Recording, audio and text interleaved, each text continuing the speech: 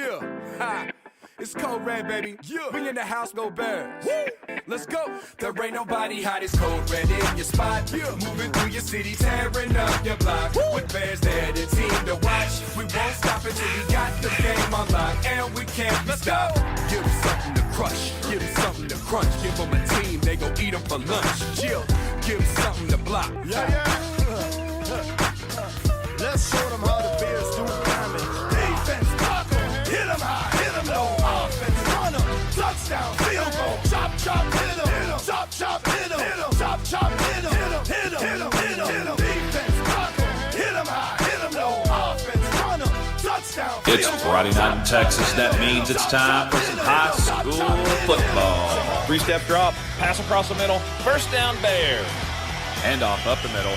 Bears are there, they stuff him. He's got his man beat, diving catch, touchdown Bears, 46 yards. Page around the end. He's got pressure on the quarterback. He's got him sack, 5-yard loss.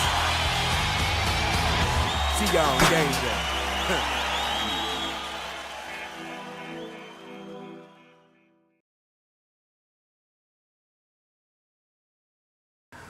It's Friday night in Texas. That means it's time for some high school football. Welcome to the Brewer Bear Network. I'm your host, Donnie Foster. As always, we're joined by the great Fernando Fernie Molinar, Hey. the best color commentator north, south, east, west of the Mississippi River. We also have Terrence Durham, Dr. Spreadsheet himself, the statistician, mathematician on all the numbers tonight.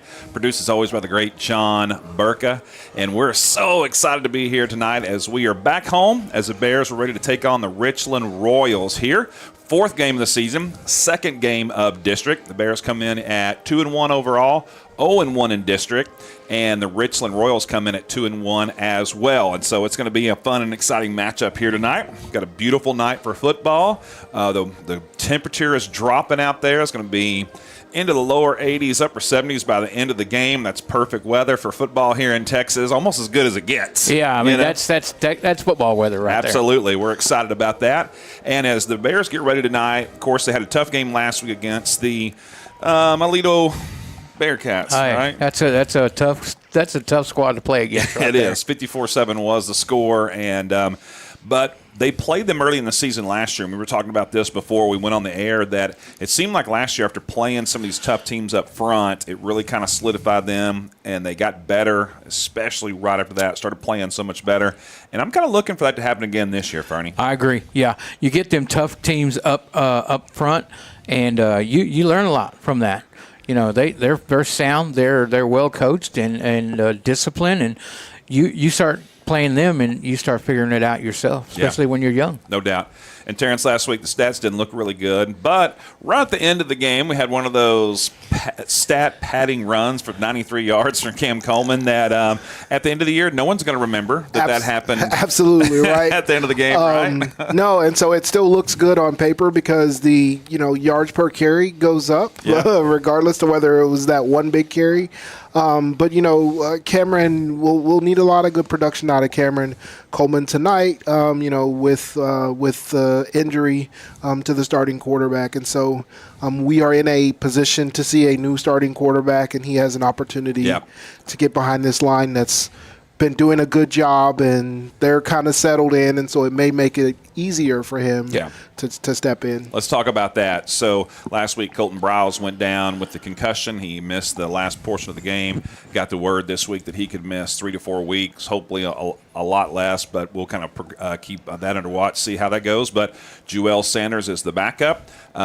He's a really good athlete. Mm-hmm. He's younger. But at the same time, he's a little bit bigger, stronger kid. He's got a little more girth to him, and it's going to be interesting to see how he handles the pressure. No doubt about it. And so, Fernie, just being a sophomore quarterback coming in first start, what's going to be going through his mind? There's probably going to be a little bit jitters starting at the game, but them coaches probably coached him up well, and he's a good kid. You know him.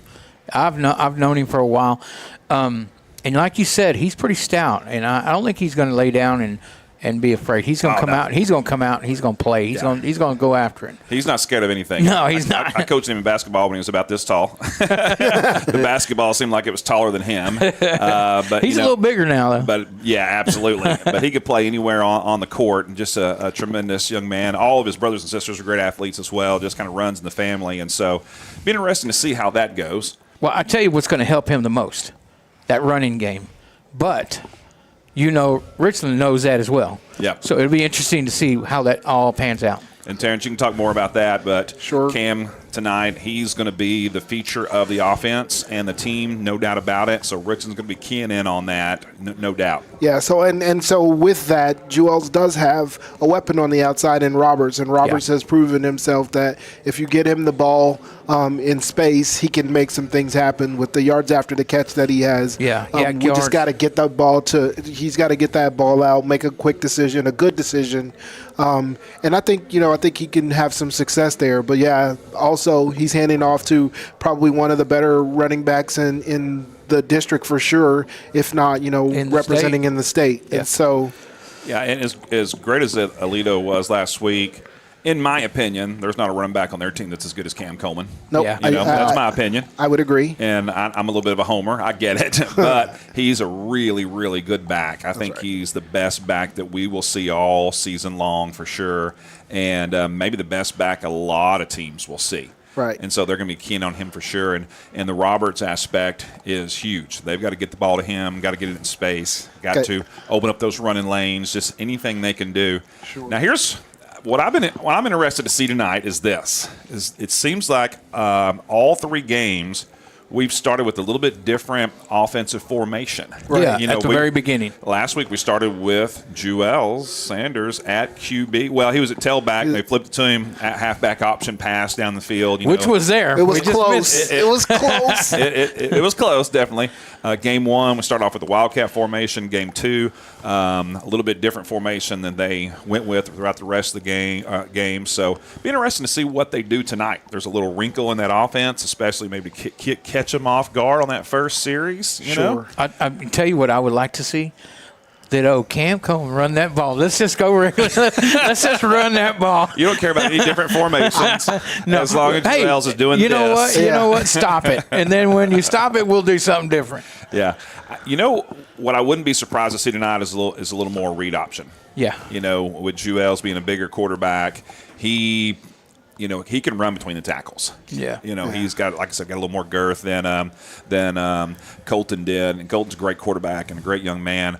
But he doesn't have that girth. He's still got a little growing to do. Yeah, and Jewels kind of looks like a fullback. He looks like a running back. So I wouldn't be surprised to see that. Again, I'm just guessing. I don't know. The coaches didn't ask me that and told me anything. I will tell you this. As a player, when they decided they were going to put in as trick plays or whatever, we hardly ever did it. But when they did, I would just be like, ugh.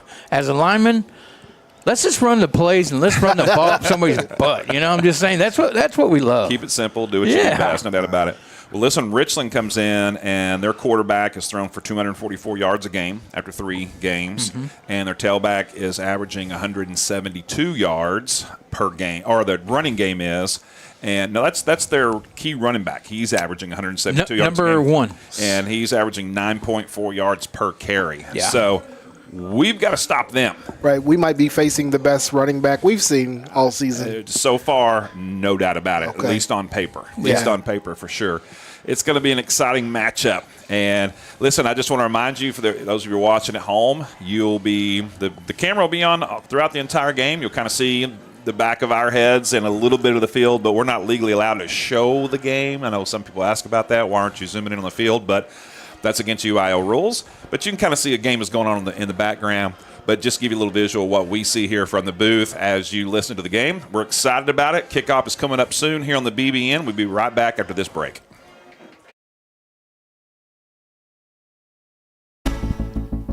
One of the best innovations in my lifetime is the emergence of rehab facilities that help us recover after surgeries and medical procedures. Baylor Rehab Facilities are right here in our area and can be found through a simple Google search. The fine staff at Baylor is always ready to help you recover and get back to enjoying life at the fullest. Thank you, Baylor, for being an awesome part of our community.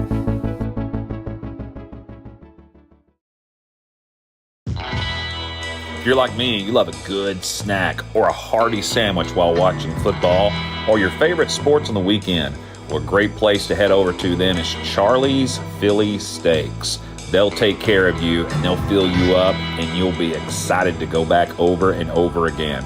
They're located at 9521 White Settlement Road.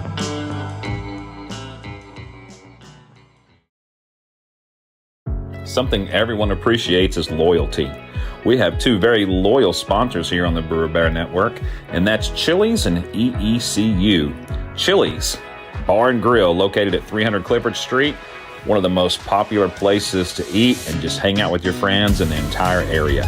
Head on over to Chili's and check out their fantastic menu and tell them you heard about them on the BBN. And of course, EECU, a fantastic credit union that takes care of all of your needs. They're located at 9350 Clifford Street. They have a friendly staff. Would love for you to come in and visit them so that they can serve you. Thank you, Chili's and EECU, two of our most loyal sponsors. So let's show them some loyalty and head on over and check out their services. One of the best innovations in my lifetime is the emergence of rehab facilities that help us recover after surgeries and medical procedures. Baylor Rehab Facilities are right here in our area and can be found through a simple Google search. The fine staff at Baylor is always ready to help you recover and get back to enjoying life at the fullest. Thank you, Baylor, for being an awesome part of our community.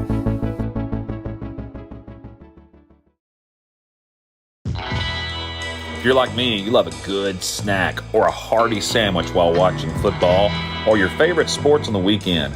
Well, a great place to head over to then is Charlie's Philly Steaks. They'll take care of you and they'll fill you up and you'll be excited to go back over and over again. They're located at 9521 White Settlement Road.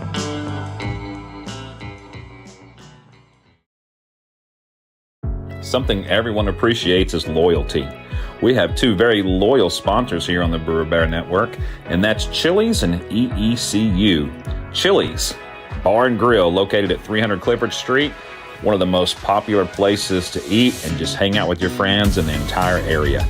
Head on over to Chili's and check out their fantastic menu and tell them you heard about them on the BBN. And of course, EECU, a fantastic credit union that takes care of all of your needs. They're located at 9350 Clifford Street. They have a friendly staff. Would love for you to come in and visit them so that they can serve you. Thank you, Chili's and EECU, two of our most loyal sponsors. So let's show them some loyalty and head on over and check out their services. One of the best innovations in my lifetime is the emergence of rehab facilities that help us recover after surgeries and medical procedures. Baylor Rehab Facilities are right here in our area and can be found through a simple Google search. The fine staff at Baylor is always ready to help you recover and get back to enjoying life at the fullest. Thank you, Baylor, for being an awesome part of our community.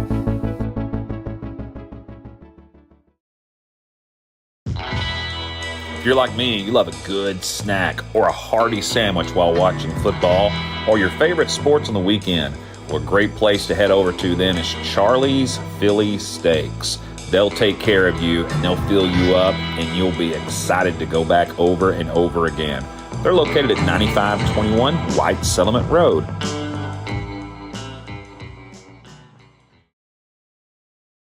Something everyone appreciates is loyalty.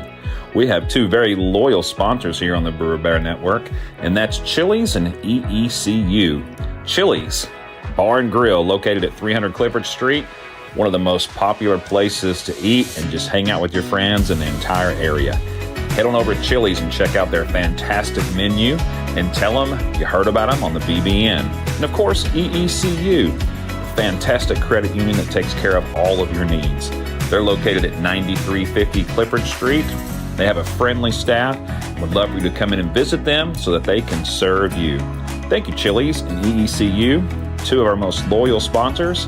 So let's show them some loyalty and head on over and check out their services. One of the best innovations in my lifetime is the emergence of rehab facilities that help us recover after surgeries and medical procedures. Baylor Rehab Facilities are right here in our area and can be found through a simple Google search. The fine staff at Baylor is always ready to help you recover and get back to enjoying life at the fullest. Thank you, Baylor, for being an awesome part of our community. Kickoff is set and ready as we get set for this exciting matchup between the Bears and the Royals. And Mr. John Burko, we're a little hot on our mics and our ears. Hey, and so, I'm liking it. Yeah, if you might turn me down just a little bit in my ears, I'm a little hot. I'll get a little excited sometimes. I don't want to burst anybody's eardrums tonight. So Bears are going to receive tonight. They're going to be receiving first. And we feel like they won the toss and deferred. The referees did not give us any indication. But we're going to go with we won and deferred because, excuse me, no, we got the ball if first. we're receiving, they Yeah. won and deferred Yeah. is what it would look like. I think you're right. So we're going to go with they won and deferred. Yeah. Yeah. It'd be nice if they gave an indication. Loss and deferred. Here we go. All right, Bears are set and ready to go. Two deep men back at the 5-yard line. 0-0. Getting started here. Each quarter in high school football, if you don't know, it's 12 minutes each. So we've got 48 exciting minutes ahead of us tonight. Ball's going to be fielded in the middle of the field at the 25, returned by big number. Is that big number 50? Yes, that looks like big number 50. Jovan Sparkman. Back to his old running back days. Hey, Jovan, he was licking his chops for that one. He's ready to go. He was excited. All right, Bears have the ball first. They're going to spot the ball at the 37-yard line. Good starting field position. This is a team last year that had a big lead on the Bears at halftime. It was like 41-6 at halftime. Ended up being 58-31. Bears scored a lot of points in the second half. And so this is a good Richland team. They're projected to finish third in district and go a couple rounds deep in the playoffs. Bears are set. Jewel Sanders at QB. 4 wide receivers. One goes in motion. Handoff to Coleman. He's got a little room. Squirts through for about 4. And it's a nice opening play for this game. Nice job, man. Got plenty of yards on that. Number 9, Coleman, your running back for you Bears. Bears line up quickly, going with a hurry-up offense.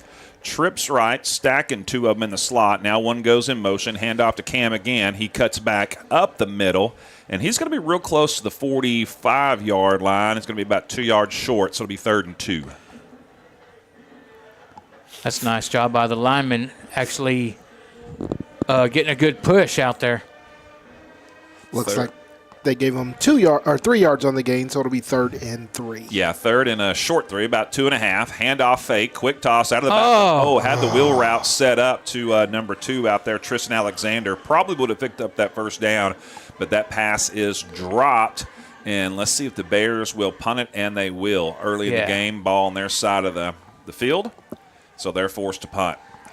Boy, I tell you what, if he could have held on to that, Tristan Alexander had some space to go places. Yeah, he's the receiver that came out of the slot in motion on the first 2 plays. On 1st and 2nd down. On 3rd down, they ran a little wheel route. That's just a little route that the running back runs out of the backfield. Bears are going to fake it. They're going to go for it, and I don't think they're going to get it. They're going to be about a half a yard short.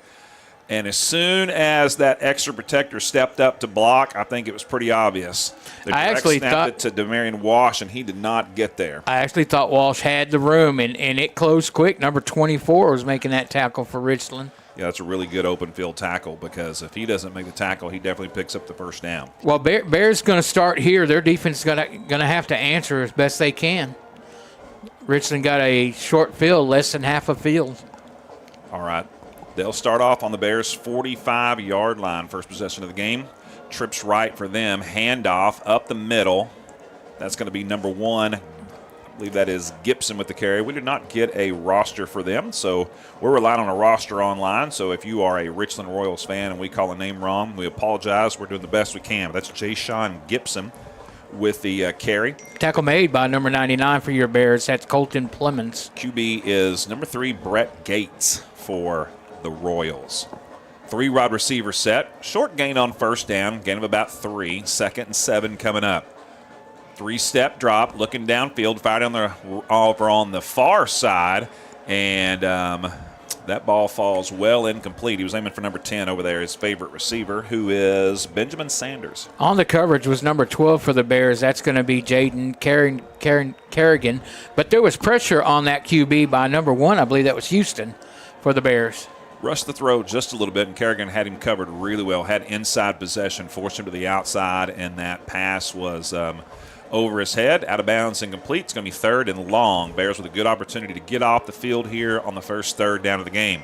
3-step drop, looking downfield, firing, cross the middle, caught at the 25-yard line. That's a big gain for a first down for the Royals. Tackle made by number 11 on that Malakar Barr on that tackle for the Bears. That's Theo Gray with the catch for the Royals. This time they'll go with the spread. 2 receivers each side, hand it off inside to Gibson. Bears key on in quick, shut him down for a short game of about 3, maybe 4. Tackle made by, looks like number 50, Jovan Sparkman for the Bears. And that is a gain of 3, so it's going to be 2nd and 7 once again. This time the Royals are going to line up 3 wide receivers on the far right side. They hand it off to Gibson. He tries to get through, powers through the line of scrimmage, but then he's drugged down after a gain of about 4. It's going to be 3rd and short. Yeah, tackle made by number 17 for the Bears. That is going to be Kingston Hurst, also assisted by Demarion Walsh, number 6. All right, a big 3rd down again. Trips far right for the Royals. This time they bunch them up over far on the right side. Bears only have 2 defenders over there on the far side. Now they slide another one over, give some inside coverage, but they ran out of this formation on the last down. They're going to do it again. Gibson hit the line of scrimmage, trying to get away, and he's going to be right at the line to gain. Yeah, I think that's 4 down territory for them. Tackle made by number 61 for your Bears. That's Cedric Harris Jr. Okay, he's just a little short, about a football length short. 4th down, they go for it. Right up the middle goes Gibson. He is dropped I don't instantly. think he made it. It's going to depend on the spot. I don't think he made it. Close he is official is short. saying no, that he did not make it, and I think that's going to be a turnover on downs. There we go, first down Bears. Big stop on 4th down. I didn't get to see who made that stop. Did I you? didn't either. He came in from the outside. I wasn't sure who that was. Well, it was a really nice game tackle on him, on Gibson. It looked like number 17, Kingston Hurst, came in from the outside, but I wasn't sure.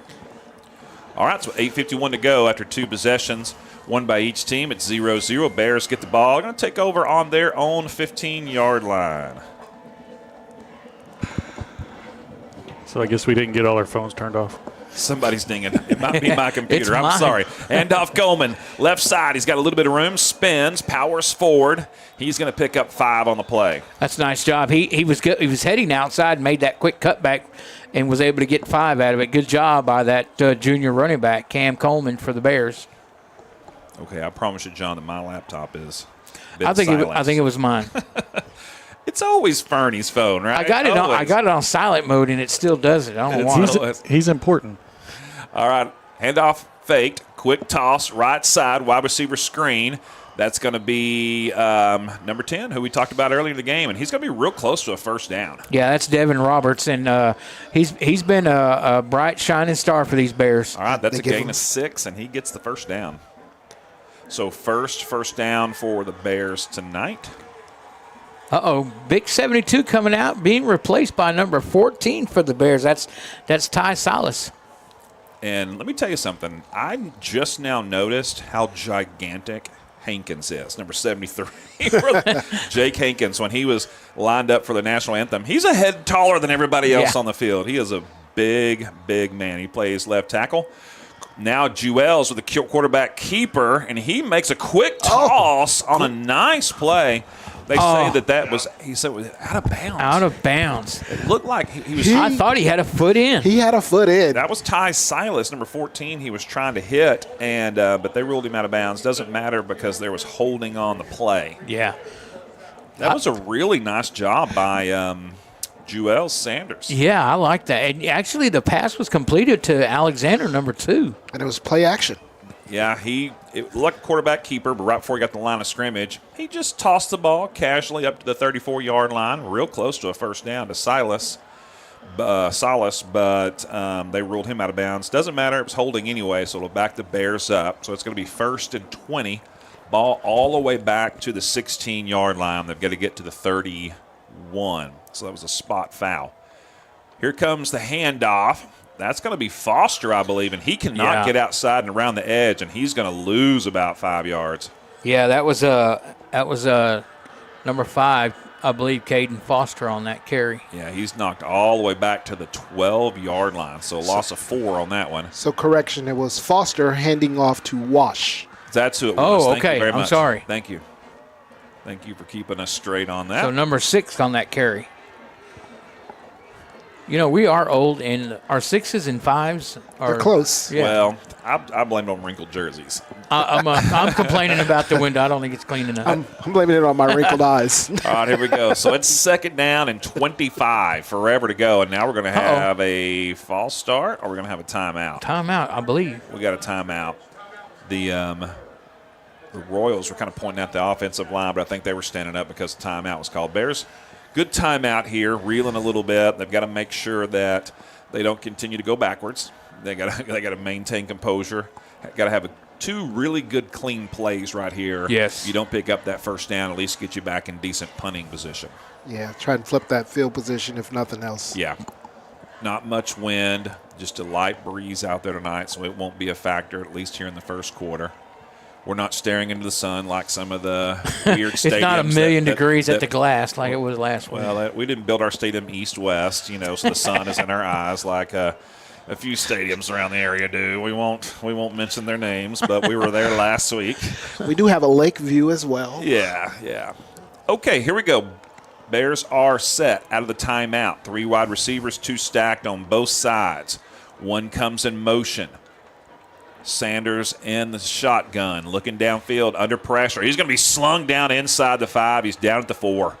Yeah, pressure came in from a delayed blitz by the linebacker, number 45. Yeah, he came in untouched, threw him down. Israel Mendez. All right, so Bears now all the way back, mark him down at the 5. They've got to get to the 36, so it's going to be 3rd and 31. I'm thinking this is going to be a handoff. Cam, just get as many yards as you can, but we'll see. 3 wide receivers, 1 tight end. Sanders going to pass, toss, caught, return. Nice little catch and run up past the 15-yard line there by Mr. Devin Roberts. Yeah, number 10, Devin Roberts for the Bears. I like that little screen thing. And that's something they've got to key on all game. Penalties killed them on that drive. Penalties killed them. 11 yards on the Definitely. reception. So 11-yard gain, so it makes it a decent, at least it's 4th and 20 4th and 20. and not 30 or something. Yeah. Right. Our Bears forced a punt. They did pick up a first down, but went backwards after that. Snap is good. Kick is up. Good end-over-end kick. Should take a good Bears bounce, but it doesn't. Bears will have to down it near the 40-yard line on their side of the field. Yeah, it's a good job by Hicks for the Bears, number 32 on that downing of the ball that was coming back. All right, so they're going to mark it down at the Bears 38. So the Royals begin both possessions inside Bear territory. And it's like you said, if nothing else, the Bears have got to figure a way to flip this field position here early in this game. Yeah, and Richland had a great start in field position on their first drive, and Bears were able to stop them. Let's see what we can do here. 5:37 to go in the first quarter. Quarterback looking to throw, firing, throws it way over his head. Yeah. But we're going to get a penalty on, looks like number 7 down there. Riandre Cox. He got beat pretty good, and he did what he needed to do, just hold. Yeah. If he didn't grab him, that was probably going to be a walk-in touchdown. So that's a good penalty. 15-yarder, though, will move it up to the 28-yard line. Yeah. All right. Let's see. They only marked off 10 yards. 10-yard penalty. 10-yard penalty on, I guess they called defensive holding, not Holding. pass interference. All right. Quick toss out of the backfield. Caught. That's Gibson. He's got some room. He's trying to find the end zone inside the 10, barreling down to the 5. I think they're going to mark him down at the 6, so it's a first down Royals. They're going to be 1st and goal. Tackle on there was number 1, Houston, for our Bears. That was big number 1. Jayshon Gibson for the Royals, and 1 tackle and 1. yeah, he's a big, strong young man, no doubt about it. All right, 1st and goal, ball at the 7. Bears trying to buckle down, maybe force a field goal attempt. Gibson gets the handoff, and looks like there was a couple of holds as he dives towards the end zone, but they'll mark him down at the 1. Man, I tell you what, I seen it exactly what you saw, and they did not call that. They sealed off that left side perfectly, but it looked like a couple of guys were grabbing jerseys. Boy, quick on that. Line up quick. Gibson barrels through the line of scrimmage, and he's going to score, and the Royals get on the board first. That's a big, tall task for you, asking that defense to stop that a good offensive team with a half a field twice. Yeah, they only had to go 38 yards and got a big chunk of it on one run. So nice drive by the Royals, and the Bears. Defense needs rest. The offense needs to get out there and go forward and play clean ball. There is a pre-snap penalty that comes in here before this extra point attempt. Offsides against the Bears, so they'll move it forward. A lot of times teams will go ahead and line up and go for a 2-point conversion here, but the Royals look like they're going to stay with the kicking team. Yeah. Kind of depends on the coach and the level of riverboat gambler in them. I like that the referee stepped off the penalty. Yeah, that's what he's supposed to do. All right, kick is up, and it is plenty good. 7-0 Royals on the board first. Yeah, 4:57 remaining in the first quarter. Bears get 2 early penalties on defense there. Yeah, we got to take those penalties out. The Bears got to do better. Well, they've played really clean ball the last several weeks. Yeah, and to be fair, the last penalty really didn't hurt them because they're kicking an extra point, but I think got to clean it up still. That's a penalty that you want him to take. You don't want that receiver going in with an easy score. Absolutely. Absolutely. That penalty was the right play for the situation. Yeah. Richland Royals, they got a good-looking uniform. It's red and white, but blue. A little unstable with the color scheme because the cheerleaders are a navy blue. Yeah, I was going and the drill team is royal blue, just like the Honeycombs. Yeah, I was going to say, they got all kinds of blues happening out there. Yeah, I think their official colors, if you'll look at my screen, is like a navy. The navy blue. But the team is red and white. That's right. I mean, they are red and white. I actually like those white jerseys because those numbers stand out. Yeah. Red, Whoever white, and did blue. their numbers needs to do all numbers. That's all I'm saying. Sparkman's going to get it the middle of the field again, barrel forward, run over at least one player, get up to the 30-yard line. Number 9 felt the thwart. That was 19. 19 was that felt it. He's going to ask him to I kick think it to he the ran side. over 19 and 9. Okay, he definitely ran over 9. Christopher Brown. Wow. He didn't look for any space except straight up. And you know, they're looking out there. They're like, who can we kick it to? Oh, let's kick it to number 50. Yeah, let's kick it to him. He's run us over. You might want to watch film. Yeah.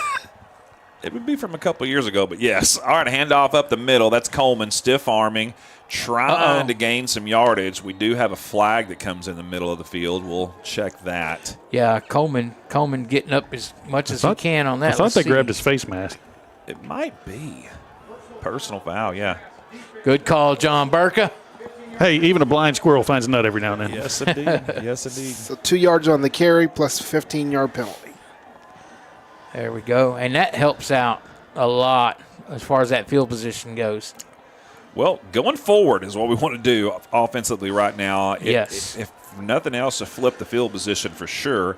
But ultimately want to get to pay dirt here and put some points on the board. Bears kind of bunch it up at the line of scrimmage here. Handoff goes to Coleman. He slips and falls, so he'll be down automatically. Tripped on his own quarterback. Yeah, loss of 1.5 yards.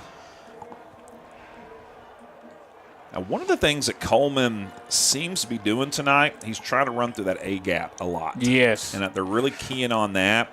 And they've been filling that gap really well. He may have to bounce to the outside. We'll see how that works out going forward. Second and about 12. Quick toss outside. Roberts started running before he caught it and misses it, and it's incomplete. Man, he had that. Anytime he's got the ball, it's interesting to see what happens because he's got a lot of speed. He's kind of elusive.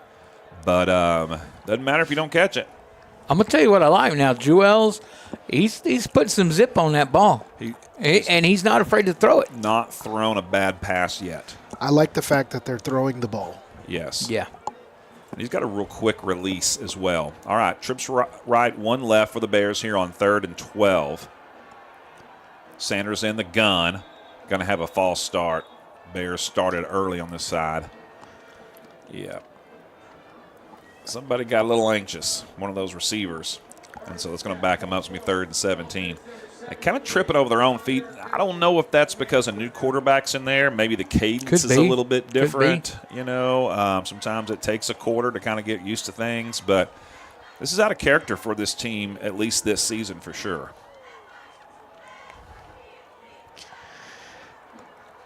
So 3rd and 17, 16 officially coming up. 3 wide receivers. 1 tailback flank and Sanders on either side. Richland shows 5 at the line of scrimmage, and now the Bears are going to have another false start. Hankins, Big Hankins couldn't keep his stance. He looked like he just was didn't know the cadence on that one, didn't know the count. So he started to beat early.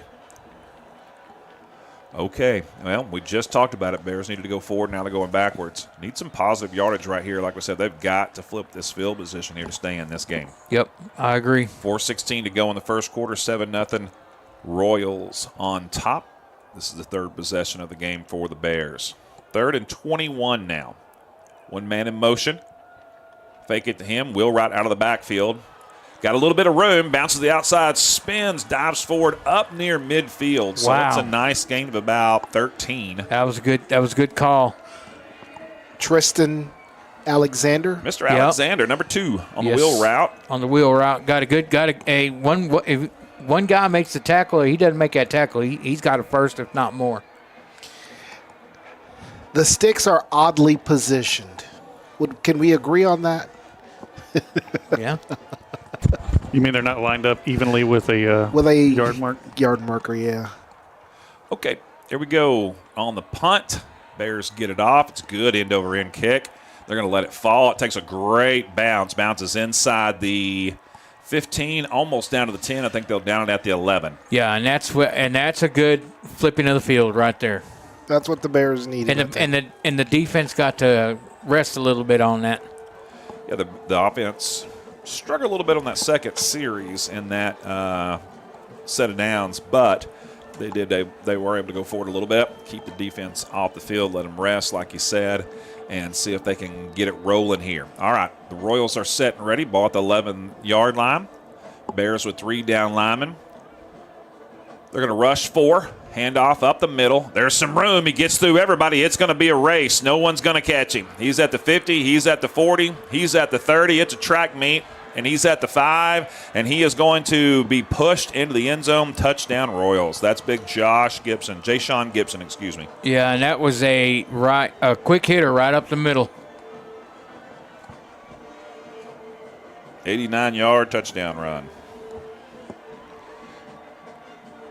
If there's no one in the middle and he gets through the line of scrimmage, it's over. I mean, that was a track meet. He was carrying that ball like a baton on the 4-man relay. Yeah, and number 12 for the Bears, Jaden Kerrigan, I mean, he was making up ground, but it was just not enough. Too big of a lead. Okay.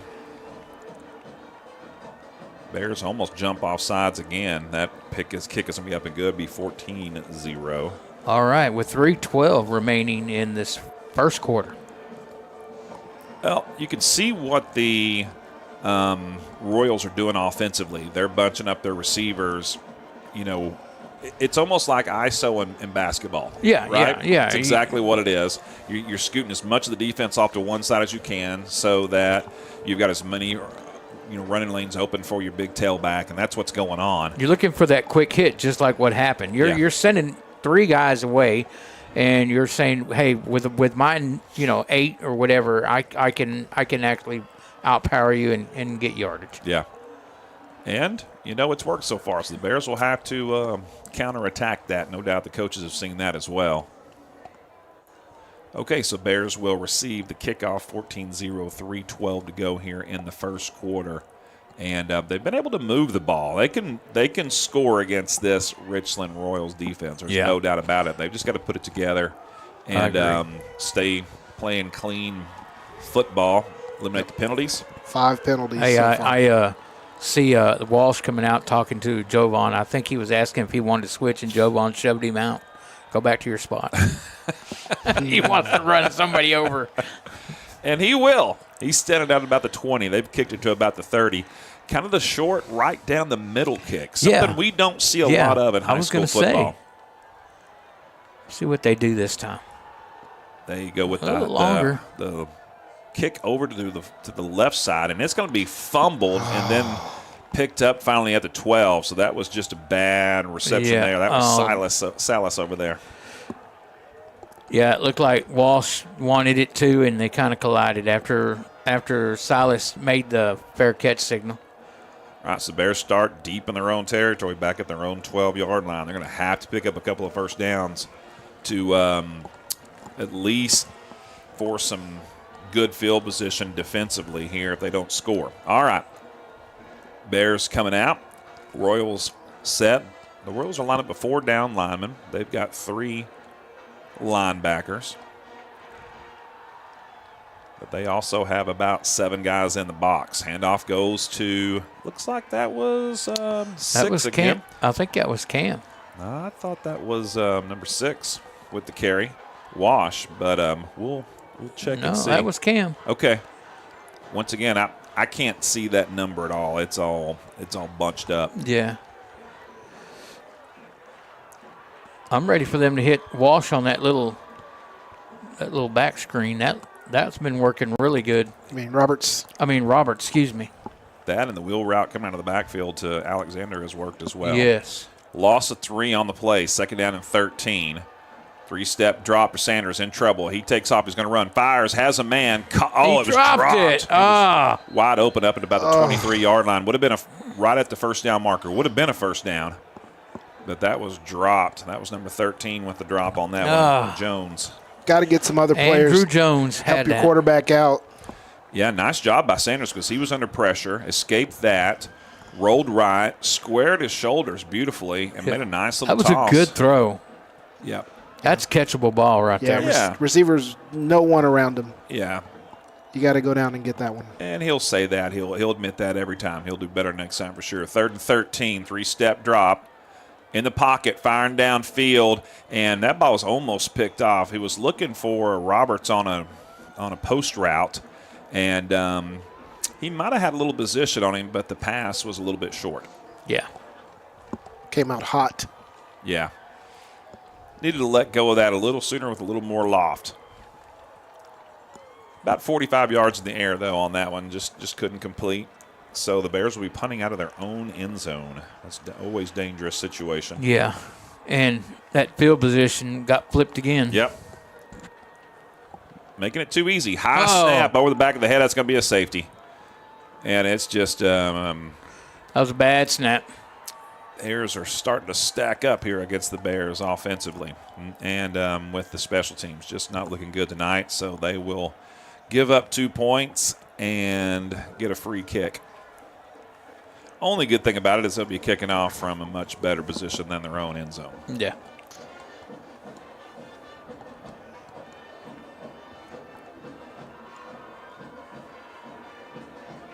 Two safeties. Or we had one last week and one this week. Yeah, that's got to get corrected.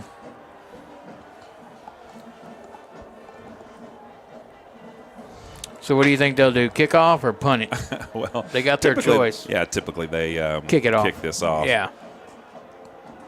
But you're kicking from your own 20, I believe, instead of the 30? Instead of the 40. Oh, the 40? Yeah, so from quite a ways back.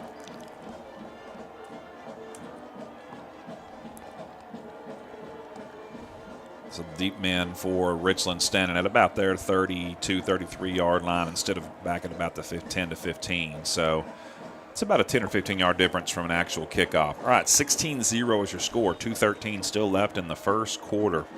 Richland about to get the ball for the fourth time. Bears have had it 4 times. They've punted twice, fake punt. Went for a fake punt on their first drive that failed, and this time they had a snap over the head for a safety. All right, here's the return. Good job by the coverage team. That's number 6, Walsh, on that tackle. Yeah, a return of only about 8 yards on that one. It was fielded about the 35, brought out to the 43-yard line, and the Richmond Royals will begin there. Great open field tackle by Yeah, that Walsh. was nice. He broke down and was able to plant and make that tackle. We have 2 minutes left in the first quarter. Lots of possessions. It's kind of the same last week. and slowed down a little bit after that. We'll see how this progresses going forward. Trips left, handoff up the middle. Gibson makes the first guy's miss. He spins forward. He's going to get about 7 or 8 on that one. That looks like that's actually Walsh. number 22. 22 with the carry that time. That's been Jay Sean Gibson every time. It just Gotcha. kind of was going on auto drive there. 3-step drop on second down. Quick toss. That is high, tipped, and then dangerously floating around, but it does fall incomplete. Good coverage by the Bears. Our last tackle was made by Walsh. And number 22 is the backup. That's Musa Kirkula. Gotcha. All right, 3rd and short. That's a name, Musa Kirkula. You had me confused. I'm like, wait a minute. I thought number 1's been doing all this work.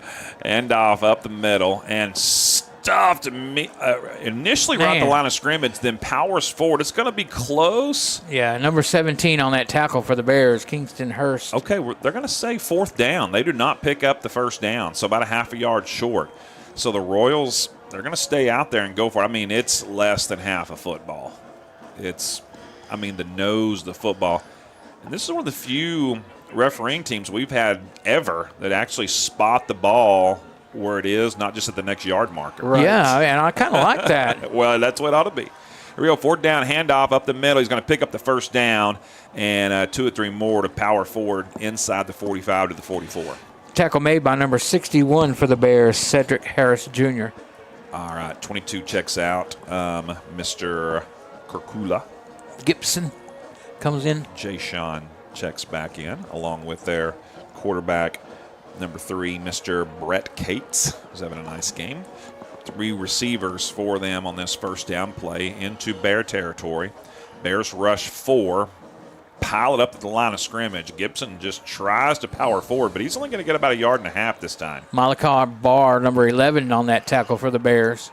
Okay, they've run into the pile 2 or 3 times here in a row, 3 times in a row. Let's see if they open it up here on 2nd and long. I'll tell you who's doing a good job. That's that big number 99 right down there in the middle, Colton Plemons. Absolutely. Him and Sparkman just plugging up those lanes. All right, here we go. 2nd down and about 8 to go. Handoff, faked, firing downfield, going deep down the right sideline, overshot, and it's going to fall incomplete. That's going to make it 3rd and long. Looks like he was aiming forward. Is that number 80 over there? Yeah, it looks like 80. No number on number 80 on our roster online.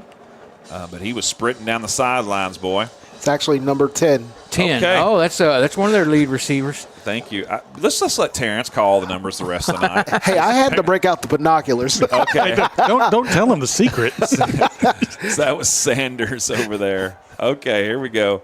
3rd down and 9, 8.5. Bears on a blitz. And Oh, they tip nice it, job. knock it down. So it's going to be 4th and long. That's Walsh on the delayed blitz getting that tip right at the line of scrimmage. Okay, inside Bear territory. Let's see if the Royals go for it. No, they're going to bring out the punt team. They will punt it away. At least they'll line up to punt it away. Inside the 40s, teams, especially high school teams, love to run fake punts. Caden Foster going back for the Bears deep. Wash records a BP on the stat sheet. There you go. Notice who is the protector. Number 1 right there. Yeah, Gibson. Got a key in on him. They may stab it straight to him. Bears jump off sides, and they're going to call it. They do kick it, and it's going to be interesting to see what happens, as that one's going to be down at about the 11. Yeah. They might decline that with a really good punt, unless, now it's only going to be 4th and about 3 or 4. They might want to go for it here. That's a really They're thinking about it. That's a really bad penalty for the Bears. It was just really, really bad penalty. The clock expired. They declined, and the clock expired on the quarter. Okay, that's a All shot. right. Into 1. Bears down 16-0. We'll be right back after this. If you're like me, you love a good snack or a hearty sandwich while watching football or your favorite sports on the weekend. Well, a great place to head over to then is Charlie's Philly Steaks. They'll take care of you and they'll fill you up, and you'll be excited to go back over and over again. They're located at 9521 White Settlement Road.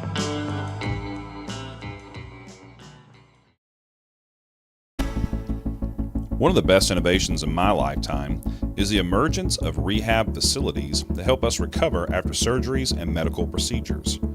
Baylor Rehab Facilities are right here in our area and can be found through a simple Google search. The fine staff at Baylor is always ready to help you recover and get back to enjoying life at the fullest.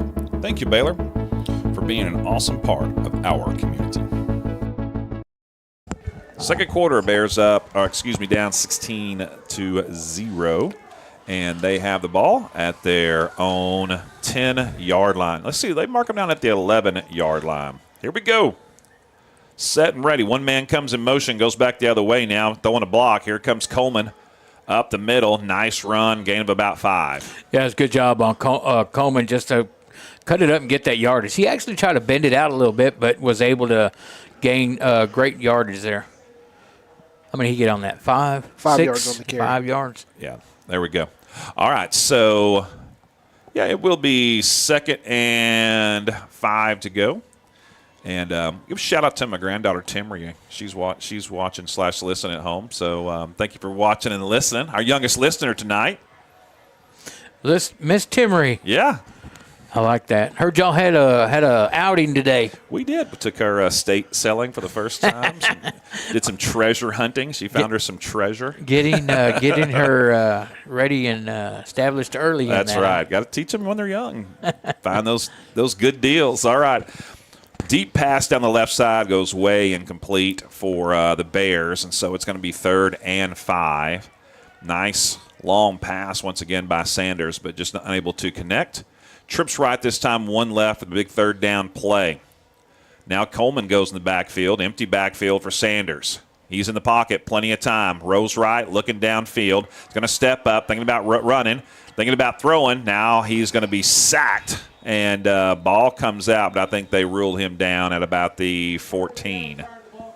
Yeah, Bears going to punt that ball away. A little bit of indecision that time. I think you saw the youth. Yeah, you saw the inexperience there on that play for sure. Had a couple of receivers and an opportunity to get rid of that or just take off and run. He also had a running lane. Yeah. And he ran and then stopped. Yeah. He's still looking downfield, which is a good thing, but sometimes you just got to run. You got to take what the defense is giving you. That's that basketball player, and him always looking downfield. We've talked about that.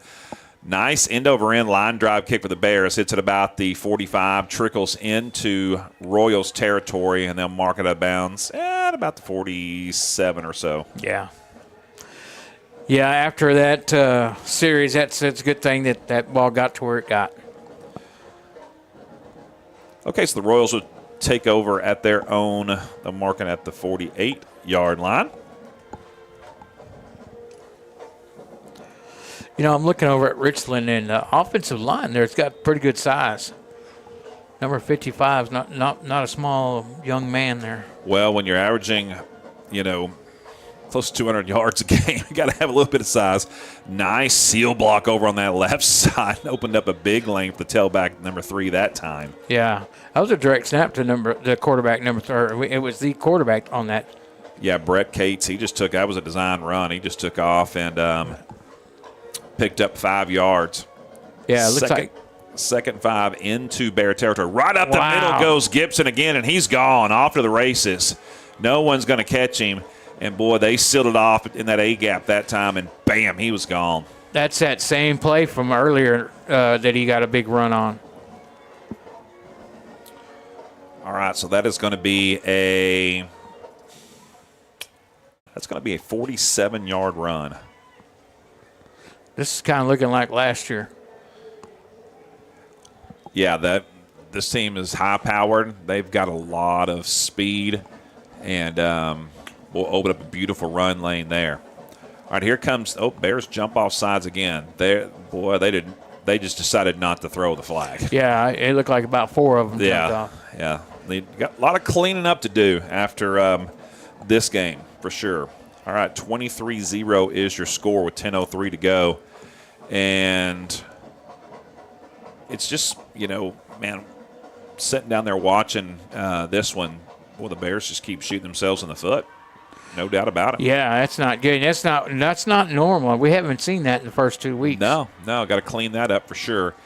Defensively, this is the first time it seems like the 3-4 is hurting them. That 3-4 defense the Bears run. That big offensive line is just really opening up some big run lanes in the middle of the field for the tailbacks for the Royals. And so the Bears are going to have to make some adjustments there, bring some linebackers up to fill those gaps, do something. Is that the police helicopter or is that a news helicopter? Well, we do have a helicopter circling. It's always exciting when you see that over a field. Of course, 820 is right out there, and they could be looking at some traffic, but we can see 820. It seems like it's moving pretty good, so that's not it. Yeah, maybe that's Dave Campbell 1. Maybe they bought themselves all those magazines they sell, maybe they bought themselves a helicopter, and they're just getting some live shots above stadiums tonight. My old eyes kickups. Through binoculars couldn't make out any logo. 14 is going to return it from the 30-yard line. Royals kick it short every single time. They do not want a chance at kicking it deep. That's their strategy, obviously. Yeah, Ty Solis, number 14 on that return. Yeah, so good starting field position for the Bears up to the 36-yard line. About 11 yards on the return. 9:58 to go, 23-0 is your score. All right, here come the Bears. But you get the sense the Bears can score. They can move the ball on this team. They just continue to shoot themselves in the foot a little bit. Yeah, absolutely. All right, three receivers right, one left for the Bears. One comes in motion. Handoff goes to Cam up the middle. He picks up about 2 before he is dropped on a short gain. Yeah, he cut it out and back up the middle, was able to get 2 out of it. Good job by number 9 for your Bears. And we got some confirmation on a rule change that we were talking about last week. There is now a 2-minute timeout in high school football at the end of the second and the fourth quarters, at the end of each half. I mean, I'll be darned. Kind of like the 2-minute warning, but they call it the 2-minute timeout. All right, 2nd and 8. Sanders in the backfield. One man comes in motion. Handoff this time. That's Alexander, right? Number 2, up the middle. Alexander on that carry. Good job by Tristan Alexander, the senior. 5 yards on the carry. So it's going to be 3rd and manageable. 3rd and about 3. About 3 yards. Yeah, definitely manageable for the Bears here. Just got to keep moving forward. That's got to be the motto here for the rest of this game. Positive yardage. Here we go. 3rd down. One man in motion. Up the middle on the handoff. Nowhere to go for Coleman. He's going to just get back to the line of scrimmage or maybe lose a yard. Yeah, I think he lost a yard on that. Okay, let's see if the Bears keep. Nope, they're going to go ahead and punt the ball away. Thought with 4th and short here, down big, you might go for it. But they're going to go ahead and try to back the offense up, give the defense a little bit of carpet to work with here. Good, need a good punt here. Let's keep it away from that returner. Matthew Aguilar, the punter. Been busy tonight. Whoa, that's good a nice kick. punt. Gets it over the head of the deep man. It's going to take a good bounce. Fielded at about the 5. It will be returned, and he's going to be forced out of bounds up near the 9-yard line. Yeah, it was a nice job by the punter. They'll mark him down at the 10. Houston on the pursuit. Yeah, Houston was really chasing him. He finally got chased out by number 40 for the Bears. And I don't have a name for number 40. But number 1 we do, and he was the one who initiated that Whoever run forces toward him the out of sideline. bounds actually gets the tackle. That's correct. It was number 40, but I don't have a name for him. Okay, Royals take over. They're set. Ball at the 10-yard line. Handoff up the middle. Bears try to gang tackle Mr. Number 22. I'm going to make sure that I say his name right. Karkula. Mr. Karkula. Number 1 on that tackle for the Bears, Houston. But he picks up about 14 on that carry. He gets the handoff once again off left tackle. This time he's going to be gang tackled in the backfield, and he just gets back to the line of scrimmage. It'll be 2nd and 10. Yeah, big number 99, Plemons on that tackle for the Bears. He was assisted by number 61, Harris Jr. on that one. The Bears lining up with 6 guys.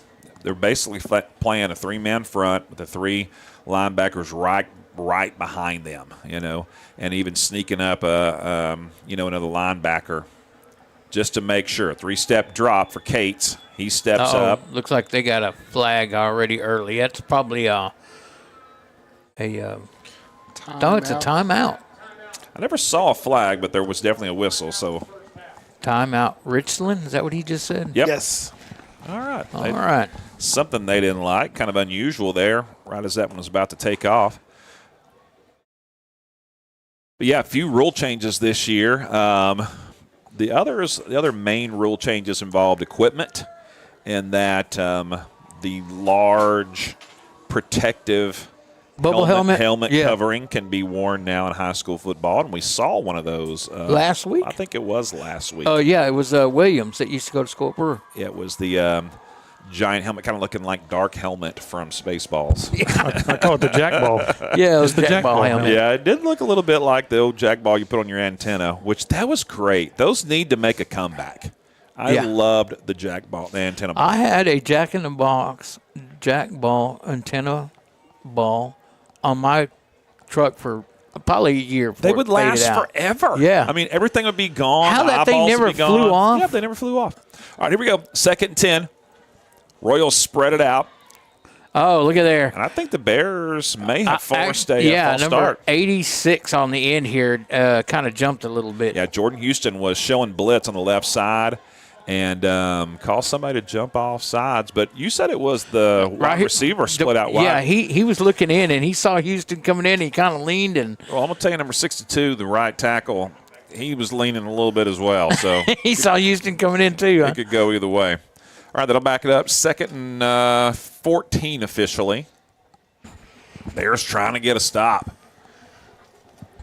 Cates, quick step and drop. It's caught middle of the field. It's going to be a first down up near midfield, ball at about the 45. Man, that's a good throw and good catch and good route run by number 10. That was a really nice route. But listen, that's a route that any team can run in high school football and get open. They really can. And that's one of the ones that you'd love to see the Bears kind of perfect, but you've got to have that experience at quarterback to look for it, and that's what the Bears are trying to build here. 3-step drop for Cates. He's looking downfield, flushed out. Now looking downfield, going to take off and run, and he's going to take a pop at about the 48-yard line. Yeah, that's number 6 on that tackle for the Bears, Walsh. He was initially run out by number 1, Houston, who came on a blitz. Yeah, Houston's just kind of flushed him out of the pocket, and then Walsh, like you said, came over and laid the leather, as they like to say. All right, it's going to be 2nd and about 5-6 to go here. That was a short gain on that one. Yeah, it looks like it's about 6 yards.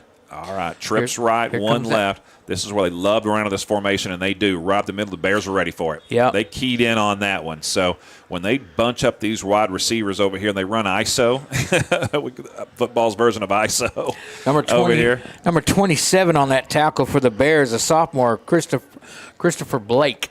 They've not thrown out of that formation one time, not a single time. Not once. No, and they're lining up again. Christopher was like, hey, I know what they're doing. 3rd and 5. Bears will be looking run once again. Now they're going to throw out of it. The Bears blitz.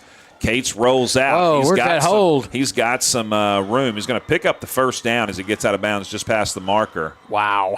A helmet came flying off from one of the offensive linemen. But you said you saw a hold in there somewhere. A bear got tackled. Yeah, a bear on the outside. Mauled. Yeah, he got mauled. Yeah, the outside, number 60, I believe it was, or 50 on that end for Richland, just held our defensive end. All right, that's one they missed tonight for sure. First down, Richland into Bear territory, ball at the 42-yard line. In the pocket, quick toss, caught over on the left side. Timing route that time as he let go it long before he came out of his break. But a nice pitch and catch over there from number 3, Cates, to number 11 for the Royals. That's going to be Aaron Brooks. You have 21 on that? Yep. 21 on that tackle for the Bears. That's going to be Braylon Reed for your Bears. 2nd and 4 after a 6-yard gain. Trips right, 1 left.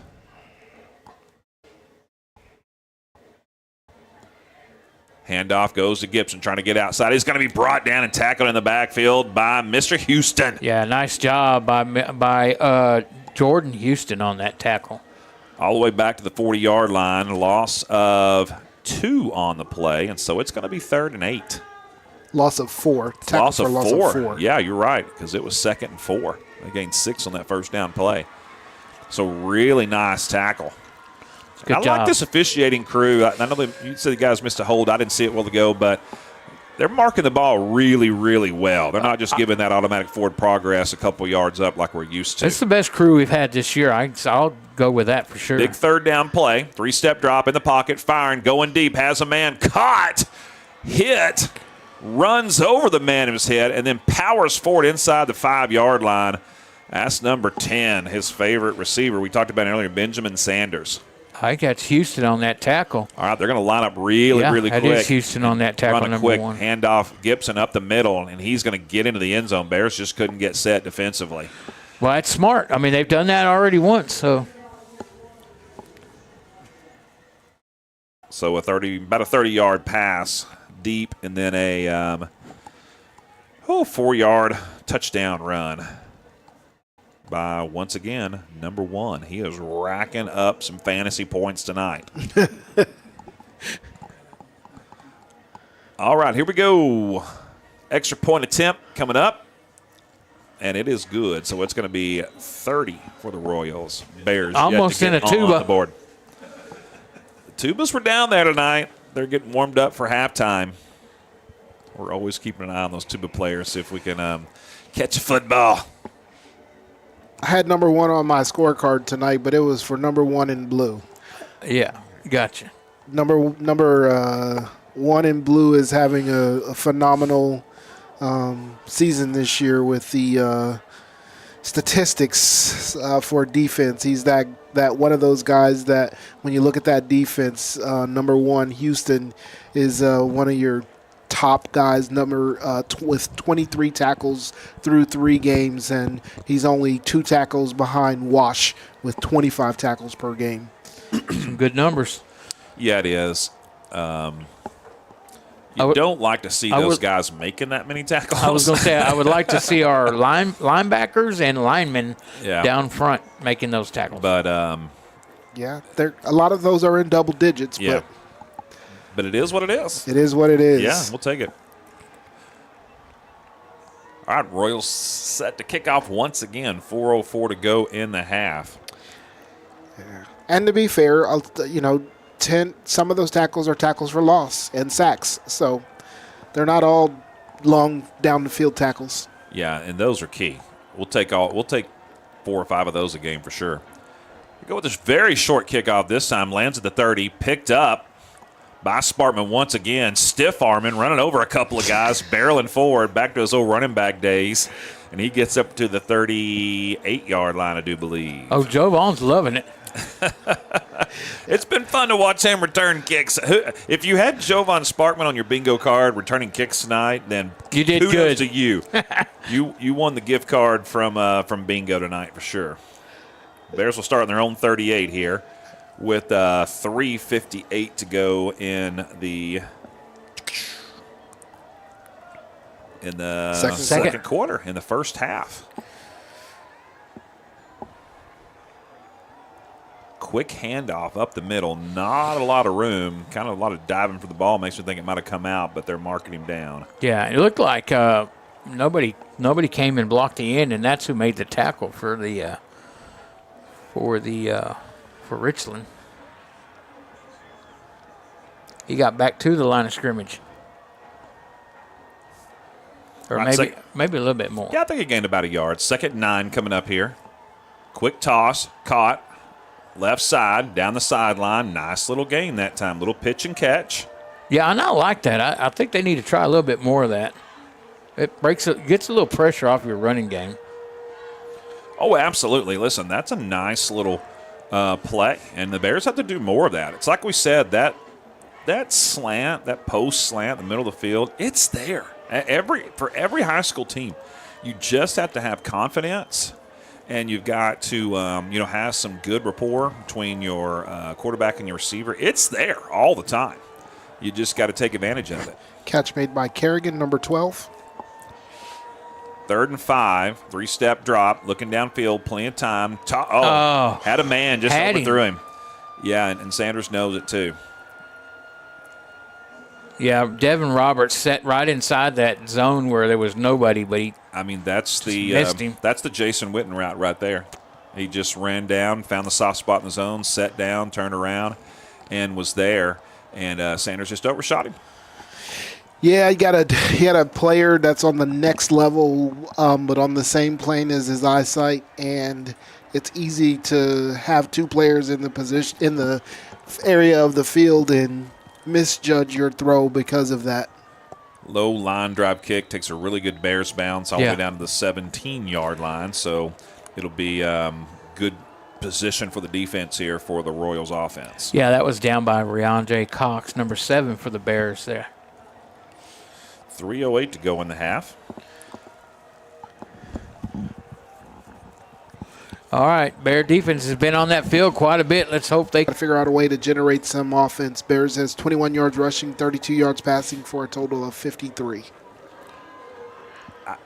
Guys, I really think this is a good game for Sanders to come in and play his first, get his first start, because it's a high-powered offense. You're not expected to win this game. Yeah. All right. And it's a good situation for him to come into because he's a little amped up, get some good experience and just kind of figure out, what he needs to do, watch some film. And I think we'll see a different quarterback next week. There's just no doubt about it. I like his confidence. Different in his demeanor, not a new quarterback. Yeah, right? yeah, Okay. just a difference in the fact that he'll be a little more calm. He'll be just – and we've seen him a couple of times really hold his composure and do really, really well. But like on that last pass, he was just amped up a little bit, overshot his man, and that kind of stuff is fixable. Bears with the block the pass in the backfield. Yeah, I believe that's number 6. Is that? No. What number is that? It's all wrinkled up. That's number 6. That's Can't Walsh. Walsh on that pressure. Here's the thing. He's made some great throws. We just had some receivers drop them early. Yeah. No, yeah, you're right. Good job by Wash that time getting in the backfield. Tipped that one, knocked it down. 2nd and 10. Second BP of the game. Yeah. It's 2nd and way more than 10. 2nd and 15. You're right, after the penalty. All right, here comes the handoff nice off the open right field side. tackle. That was a quarterback keeper actually off the right side. That was Cates with the carry up to the 20-yard line. Gets just past the original line of scrimmage. That's going to make it 3rd and about 8. Castellanos on that tackle for the Bears. Castellanos. Well, I'm going to murder that one all year. One of these days you're going to say it right, and we're just going to be like, what? He said it right. I'm going to go, no, it's Castellanos. All right, the Royals will spread it out here, a ball at the 20. 3rd and 8, as we mentioned. They say 3rd and 7 officially. It's long 7. Quick. Good job by the Bears. And the Bears are right there to stuff him at the line of scrimmage. Short gain, if any. That's Walsh again, number 6 on that tackle for the Bears. All right, 4th and long coming up here for the Royals. And let's see what they're going to do. The offense is staying out there. They're staying out there. And well, you know what? We've got the 2-minute timeout coming up. They knew that. That's why they got the new 2-minute. Yes, okay, so 2 minutes to go here in the half. Quick timeout on the field, and Bears are yet to get on the board. And, we've kind of analyzed everything ad nauseum tonight. We broke it down as much as we can. They just got to get out there in the second half and, just do better. They got to do We're better. going to call number 3 Thanos. Costa Thanos. Because his name is difficult. It's defeating us. I'm just going to say number 3 on the tackle. You just say what you need to say. All right, it doesn't matter. He did all right. Listen, Emmanuel. We appreciate We're all going of to call him Emmanuel. Emmanuel, number 3 on the We tackle. appreciate all of our listeners, our followers, our subscribers, whatever you want to call them. They've been putting up with us for a long time, and our mispronunciations and not being able to read wrinkled numbers on the field and all that good stuff. Hey, if you have an opportunity, go on social media and give us pronunciations if we've missed some. Let us know. They got Caden Foster back deep for the Bears. They are set to punt. Their punter is their quarterback. Yeah, he is. He is the punter. And he gets off a decent punt, kind of a knuckleball. It takes a good Royals bounce. It hit about the 45-yard line on their side, trickles into Bear territory to about the 39, Yeah, number 24 was trying to fan it deeper. That's actually against the rules. You can't do that. You can't blow on a ball or fan it. It's a delay of game. Oh, wow. I think is what it is. But it is a penalty on some levels. I guess it's not in high school because he was fanning, boy. Yeah, and they didn't do nothing. Hey, this is good field position for the Bears here. I think that has got to be one of the most obscure rules that we could do without fanning the ball. Wow. Defense. Well, if you any way other than natural cause the ball to move further back, it's a penalty. All right, here we go. I don't know what that penalty is, but it is a penalty. Sanders. Run. Under pressure. Going to take off and run this time. He should have done that a few times earlier. He picks up about 5. He takes a shot, but he's okay. He can handle it. That's a good job by Sanders on that to get upfield. And I love to see that. His instincts kicked in, and he ran forward. Second down and 5. In the gun. Now empty backfield. 3-step drop. Looking downfield. Fired. Has a man wide open. Caught. Middle of the field. To the 15, to the 10, to the 5. Touchdown, Bears. That's a good job. Hey, he set in. There's a flag down there. Flag on the play, but the Bears seem to think that's going to be against the Royals. They're not staying back. 56-yard touchdown pass to number 13. Andrew Jones on that one. Yep, number 13 on that catch. Give me the yardage again, Terrence. 56. Nope.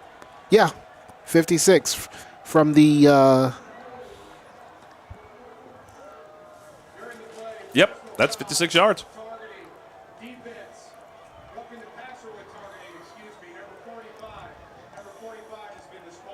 Okay, Wow. so number 45 gets a targeting penalty against Sanders. We were watching the play downfield, and so we didn't see that hit. And the replay already took place, but they disqualify him from the contest, so he is out. He probably delivered a shot to the head. Yeah, after the ball was way out. That's how the Bears knew that it was not going to be a penalty against them. All right, our left-footed kicker is set and ready to go for his first extra point attempt of the game. Kick is up. It is through the uprights, and it is ruled good. 30-7 is your score. All right, good job by the Bears on that short field. They took advantage of it. Hey, and Sanders sat in that pocket and drilled that nice pass. That was a beautiful throw. It's a good, safe throw. It's that post route. He was open, hit him, scored. So 2 things on that. You called about that post route being open, and the play before, Sanders moved up in the pocket, took off and run, got some positive yards, and I think that's kind of what you need to get things going. He was settled on that next play. We went out there, threw a dime. Beautiful pass. Yeah, minute and 11 remaining in this second quarter. And let's give Coach Marty Amrine and staff some credit. There's no doubt they were coaching him up on that on the sidelines because he just a little hesitant to run early in the game, and that drive he was not. And so they coached him up, got him ready. He stepped up, got that 5 yards, and then he's had time to throw. The Bears offensive line has really developed a really good pocket for him tonight. So that, like I said, that bodes well for the future. Absolutely. I agree with you. All right. Boy, with that penalty, that really moves it up. Yeah, that'll be a 15-yard penalty that'll move the ball all the way to into Royal territory. So the Bears are kicking off on the opposite side of the field, all up at the 45. If they ever wanted to fake it, here'd be a great time to fake it. Why not? With 1:11 to go. But I bet they kick it deep. And they don't kick it deep. They kick it short, fill it at the 12-yard line. And it will be immediately covered at about the 21. Yeah, tackle made by number 23, Joshua Matthews, the junior for the Bears. 1:05 to go in the first half. Ball at the 21. Royals with their 8th possession of the game. You know what? I bet you they come out slinging it. Oh, there's they could run it if they wanted to, but I think they'll throw. They've had their playbook wide open tonight for sure, but most of the time they've been running through the tackles with big number 1, and he's back there right now. They're going to run 4 wide receivers. That's a flag. That should be a flag. Yeah, they're going to have a late substitution here, legal substitution. Well, they had 12 guys in the huddle. In formation. Yeah. They had 12 men in formation. Yeah. So that'll be a legal substitution or whatever you want to call it. That'll back them up 5 yards. Yeah, number 22 was in there, the backup tailback that we've talked about a lot tonight, and he seemed a little confused on what he was supposed to be doing, Mr. Kirkula. Handoff, Gibson up the middle. He's going to be tackled immediately, short gain of 1. 2nd and 14, inside 1 minute to go. Royals, if they want to, they can run one more play and then take it to the locker room. Let's see what they do here. Yeah, tackle made by Christopher Blake, the sophomore, number 27 for the Bears. Along with Plemons, number 99. Yeah, and Plemons come up with that ball there, too.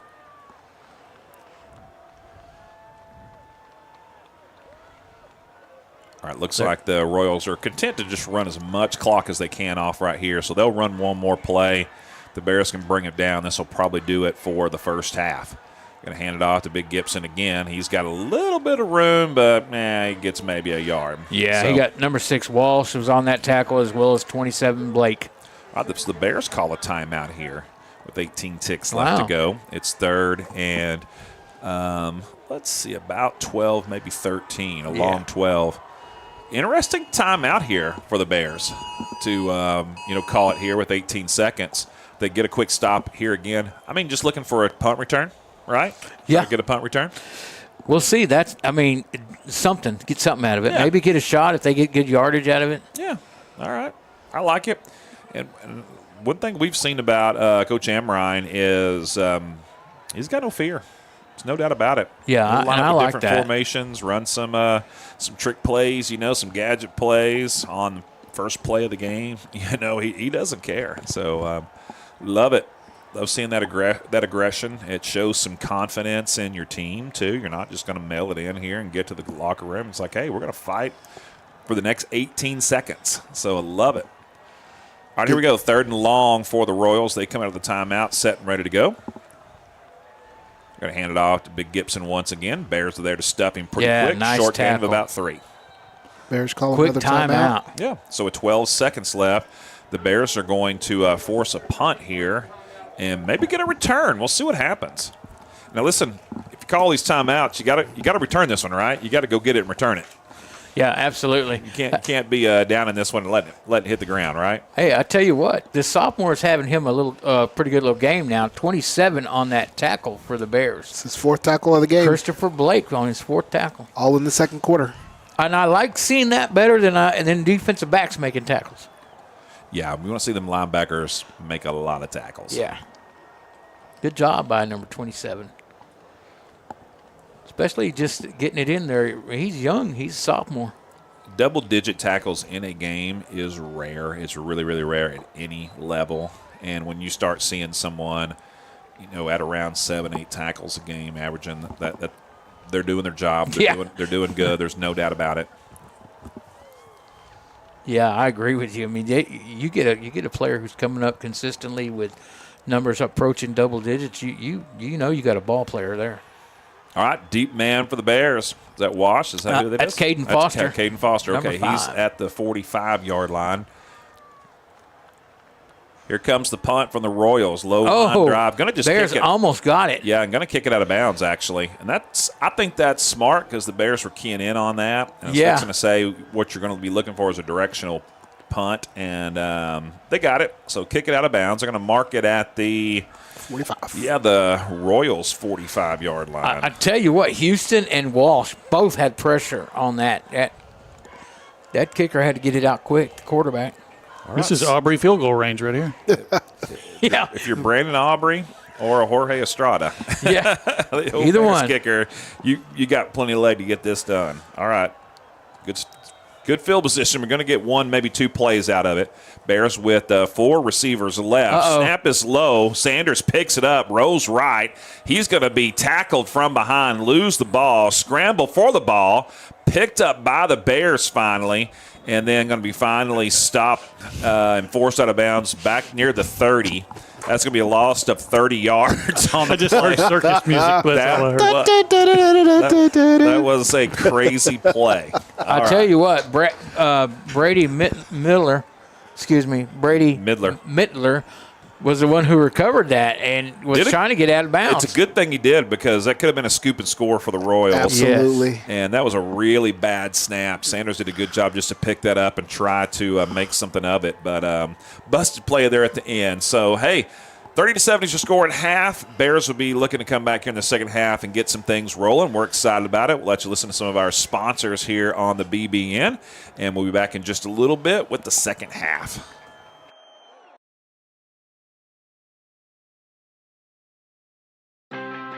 We are the NFHS. That stands for the National Federation of State High School Associations. But really, what we stand for, together with the UIL, are the 825,000 high school sports and performing arts students in Texas. And so, we stand.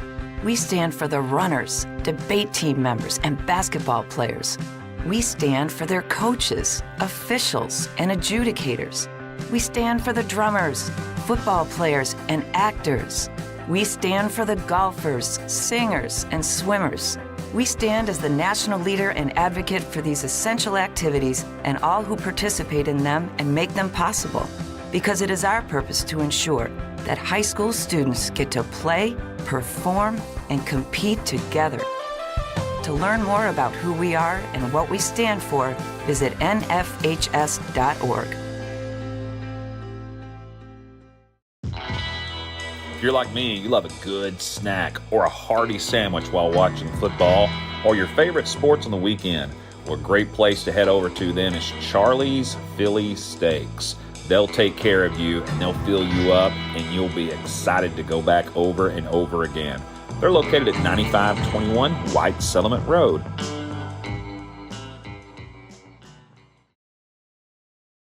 What's the biggest myth about interscholastic performing arts? That you have to be the most talented or experienced to participate. The truth is, anyone can be a part of their school's performing arts. There are countless opportunities for students to participate, from theater, choir, and band to speech and debate. The bottom line, if you want to perform, there's a place for you. This message presented by the NFHS and the UIL.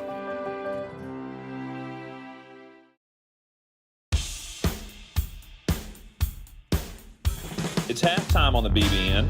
I'm your host, Donnie Foster. We want to thank you for listening. Now, during halftime, we are playing ads from all of our sponsors. These local businesses and organizations make this broadcast possible. So take note of each business and organization and be sure to visit them soon. When you do, let them know you appreciate their involvement in Brewer High School and our community. If you would like to become a sponsor, well, there are many ways to get involved. Just send us a message through one of our social media accounts, and we will help you join the team. Go Bears! All right, folks, let's get started. Parents, thanks for coming. As many of you know, I'm Coach Mather. Tonight I want to talk about the season, of which I only have one expectation, that everybody gets stronger.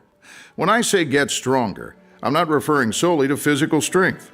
Sure, we'll be in the weight room, we'll be running stairs, but we're also going to focus on developing mental toughness and grit, because those are the characteristics that allow us to achieve greatness both on and off the court. So, how do we develop those things? By getting comfortable with a challenge, by cultivating the confidence necessary to overcome adversity in all forms. That's why I coach. That's my purpose. Every member of this team can lean on me, and I'll teach them how they can lean on themselves and each other. This message presented by the UIL and the Texas High School Athletic Directors Association. One of the best innovations in my lifetime is the emergence of rehab facilities that help us recover after surgeries and medical procedures. Baylor Rehab Facilities are right here in our area and can be found through a simple Google search. The fine staff at Baylor is always ready to help you recover and get back to enjoying life at the fullest. Thank you, Baylor, for being an awesome part of our community. The Attention high school sports fans, are you an armchair official? You know, the parent or fan who constantly yells at the referees and loves to let everyone know just how bad you think they are. Well, if you think you could do better, then get in the game and prove it. It's time for you to suit up and make the calls where they actually count. Every sport in Texas needs more officials. Sign up today at highschoolofficials.com. Something everyone appreciates is loyalty. We have two very loyal sponsors here on the Brewer Bear Network, and that's Chili's and EECU. Chili's Bar and Grill, located at 300 Clifford Street, one of the most popular places to eat and just hang out with your friends in the entire area. Head on over to Chili's and check out their fantastic menu and tell them you heard about them on the BBN. And of course, EECU, a fantastic credit union that takes care of all of your needs. They're located at 9350 Clifford Street. They have a friendly staff and would love for you to come in and visit them so that they can serve you. Thank you, Chili's and EECU, two of our most loyal sponsors. So let's show them some loyalty and head on over and check out their services.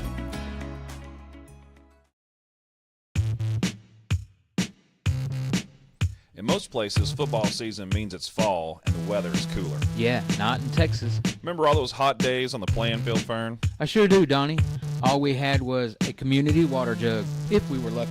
Yeah, same here. But now there's Frio Hydration. It specializes in keeping athletes cool and well hydrated in any situation. You can learn more about their services at FrioHydration.com. The products you want and the quality you deserve. Thanks, Frio Hydration.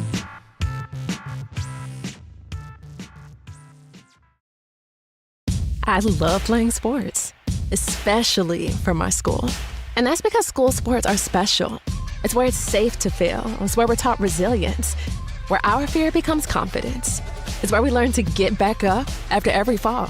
School sports are where 7.8 million students go from I can't to I can. This message presented by the UIL and the Texas High School Athletic Directors Association.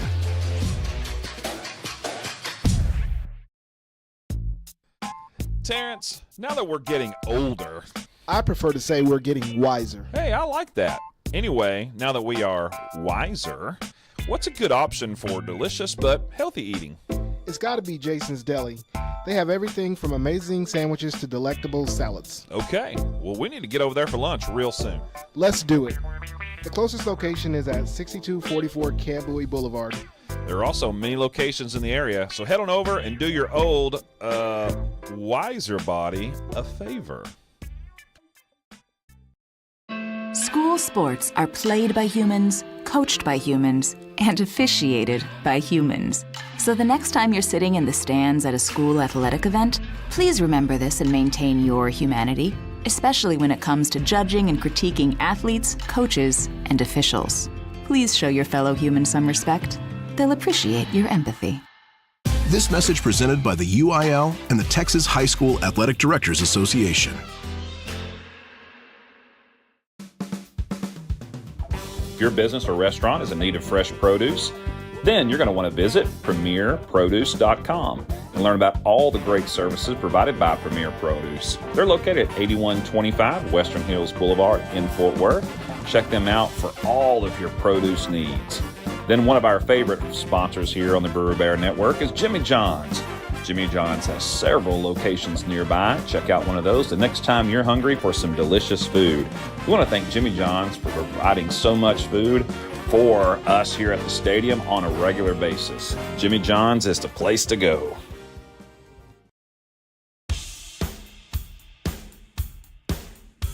It's halftime on the BBN. I'm your host, Donnie Foster. We want to thank you for listening. Now, during halftime, we are playing ads from all of our sponsors. These local businesses and organizations make this broadcast possible. So take note of each business and organization and be sure to visit them soon. When you do, let them know you appreciate their involvement in Brewer High School and our community. If you would like to become a sponsor, well, there are many ways to get involved.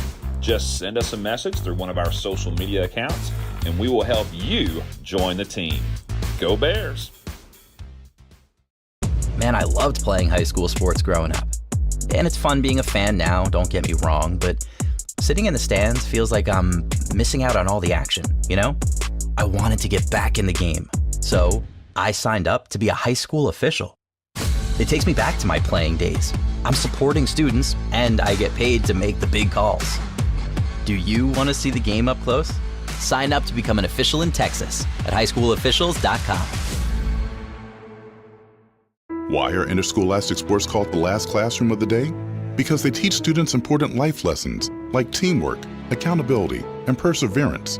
School sports are so much more than a game. They're about developing the whole person. That's why they're an essential part of every student's education. Encourage your student to participate in the last classroom of the day. Interscholastic sports in Texas. This message presented by the UIL and the Texas High School Athletic Directors Association. Donnie, the other day I cut myself and thought I was going to need stitches. Did you go to the ER? Nah, I just put some duct tape on it and called it a day. Besides, the nearest ER is too far away. Hey, not anymore, Fern. Medical City of White Settlement is located at 9650 White Settlement Road, right on the corner. Seriously? Serious as a heart. Wait, maybe we shouldn't use the phrase during an ad for a medical facility. Good call, Fern. But when you need emergency care, call Medical City of White Settlement at 682-610-6100.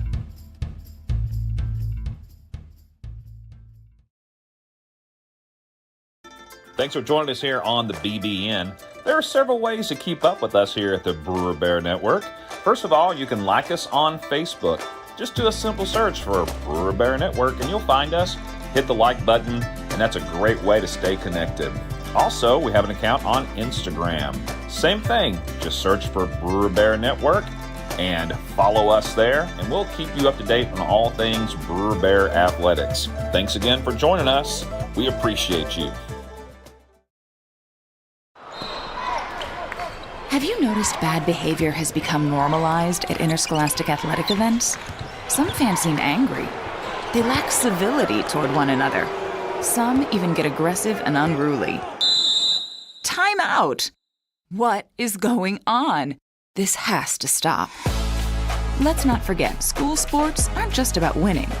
And they're definitely not an excuse to take your frustrations out on the official or the opponent. They're about teaching lessons like perseverance, respect, and empathy, so students can learn and grow as people, not just as players. We all have a role to play in setting a good example for our students and teaching them these important values. So fans, it's time to step up your game and behave positively at interscholastic athletic events in Texas. This message presented by the UIL and the Texas High School Athletic Directors Association.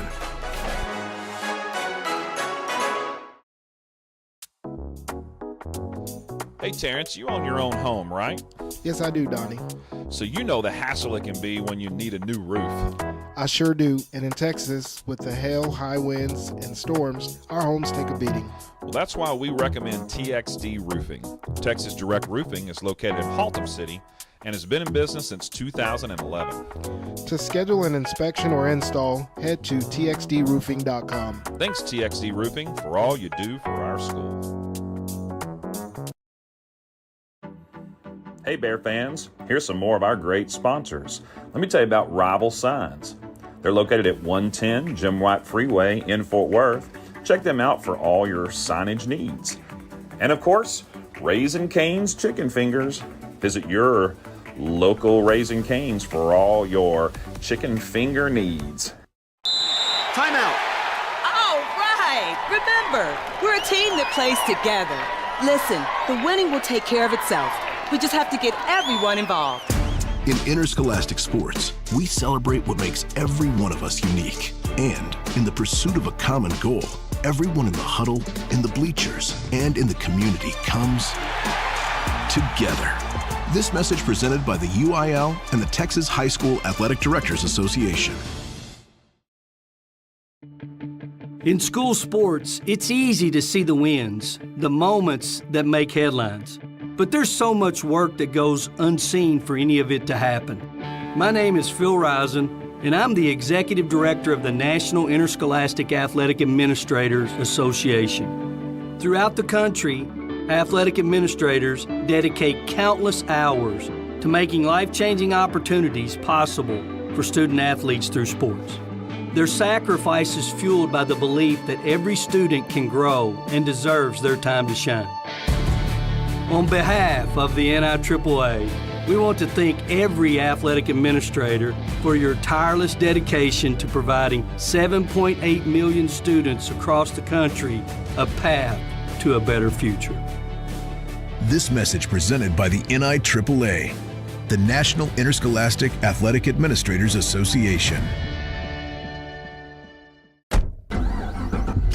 You guys just didn't want it bad enough. That should have been an easy win. What were you doing out there? You gotta hustle. You could have made that play if you'd been open. On the car ride home after the game, when you think you're helping by telling me what I did wrong and what I need to work on, all I hear is that I'm not good enough, that I'm supposed to be perfect, that it's not okay to lose. On the car ride home, all I need to hear is how much you love me and enjoy watching me play. That my worth isn't determined by my performance. That even on my worst day, I am worthy. That you see me learning, growing, and doing my best. And that is enough. This message presented by the UIL and the Texas High School Athletic Directors Association.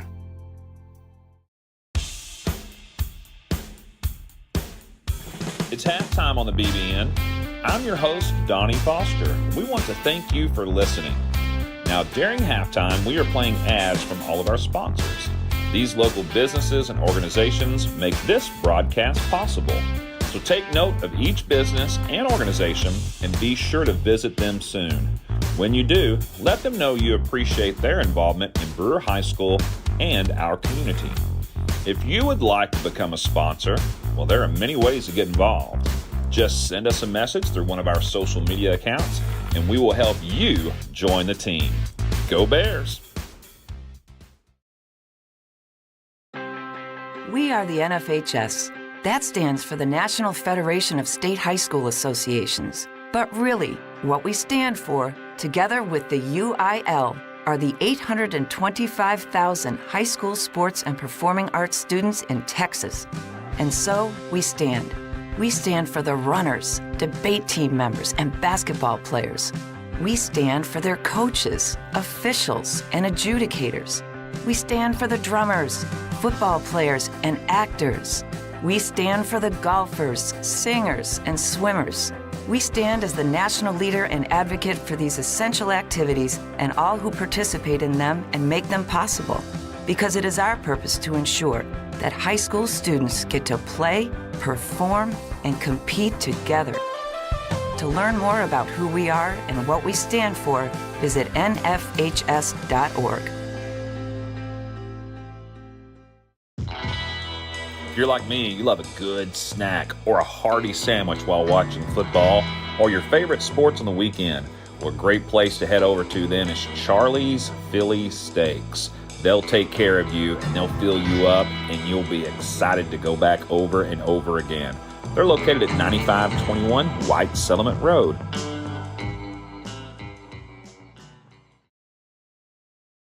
What's the biggest myth about interscholastic performing arts? That you have to be the most talented or experienced to participate. The truth is, anyone can be a part of their school's performing arts. There are countless opportunities for students to participate, from theater, choir, and band to speech and debate. The bottom line, if you want to perform, there's a place for you. This message presented by the NFHS and the UIL.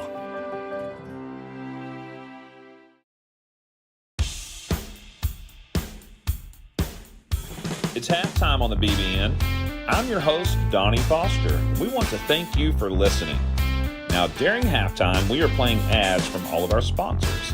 These local businesses and organizations make this broadcast possible. So take note of each business and organization and be sure to visit them soon. When you do, let them know you appreciate their involvement in Brewer High School and our community. If you would like to become a sponsor, well, there are many ways to get involved. Just send us a message through one of our social media accounts, and we will help you join the team. Go Bears! All right, folks, let's get started. Parents, thanks for coming. As many of you know, I'm Coach Mather. Tonight I want to talk about the season, of which I only have one expectation: that everybody gets stronger. When I say get stronger, I'm not referring solely to physical strength. Sure, we'll be in the weight room, we'll be running stairs, but we're also going to focus on developing mental toughness and grit, because those are the characteristics that allow us to achieve greatness both on and off the court. So, how do we develop those things? By getting comfortable with a challenge, by cultivating the confidence necessary to overcome adversity in all forms. That's why I coach. That's my purpose. Every member of this team can lean on me, and I'll teach them how they can lean on themselves and each other. This message presented by the UIL and the Texas High School Athletic Directors Association. One of the best innovations in my lifetime is the emergence of rehab facilities that help us recover after surgeries and medical procedures. Baylor Rehab Facilities are right here in our area and can be found through a simple Google search. The fine staff at Baylor is always ready to help you recover and get back to enjoying life at the fullest. Thank you, Baylor, for being an awesome part of our community.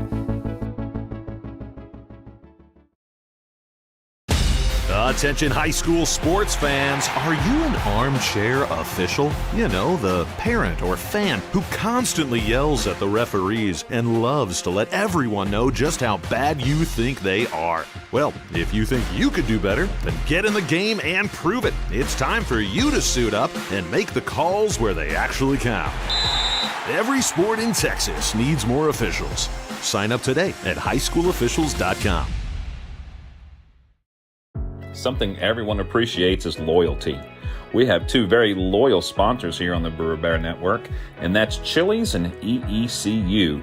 Chili's Bar and Grill, located at 300 Clifford Street, one of the most popular places to eat and just hang out with your friends in the entire area.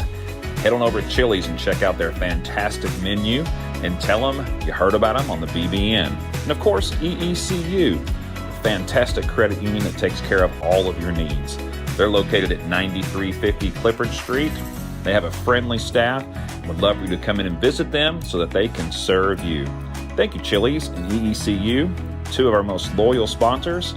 So let's show them some loyalty and head on over and check out their services.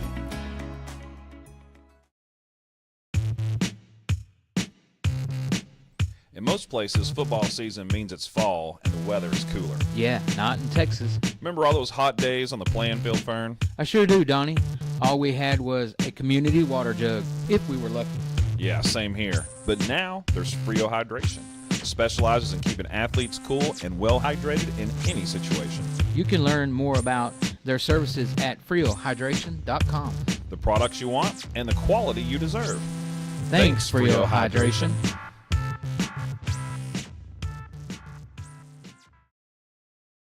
I love playing sports, especially for my school. And that's because school sports are special. It's where it's safe to fail. It's where we're taught resilience, where our fear becomes confidence. It's where we learn to get back up after every fall.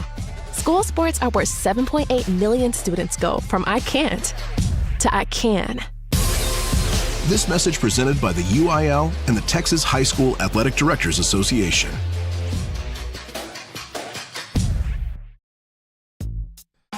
Terrence, now that we're getting older... I prefer to say we're getting wiser. Hey, I like that. Anyway, now that we are wiser, what's a good option for delicious but healthy eating? It's got to be Jason's Deli. They have everything from amazing sandwiches to delectable salads. Okay, well, we need to get over there for lunch real soon. Let's do it. The closest location is at 6244 Camp Louis Boulevard. There are also many locations in the area, so head on over and do your old, wiser body a favor. School sports are played by humans, coached by humans, and officiated by humans. So the next time you're sitting in the stands at a school athletic event, please remember this and maintain your humanity, especially when it comes to judging and critiquing athletes, coaches, and officials. Please show your fellow humans some respect. They'll appreciate your empathy. This message presented by the UIL and the Texas High School Athletic Directors Association. If your business or restaurant is in need of fresh produce, then you're going to want to visit premierproduce.com and learn about all the great services provided by Premier Produce. They're located at 8125 Western Hills Boulevard in Fort Worth. Check them out for all of your produce needs. Then one of our favorite sponsors here on the Brewer Bear Network is Jimmy John's. Jimmy John's has several locations nearby. Check out one of those the next time you're hungry for some delicious food. We want to thank Jimmy John's for providing so much food for us here at the stadium on a regular basis. Jimmy John's is the place to go.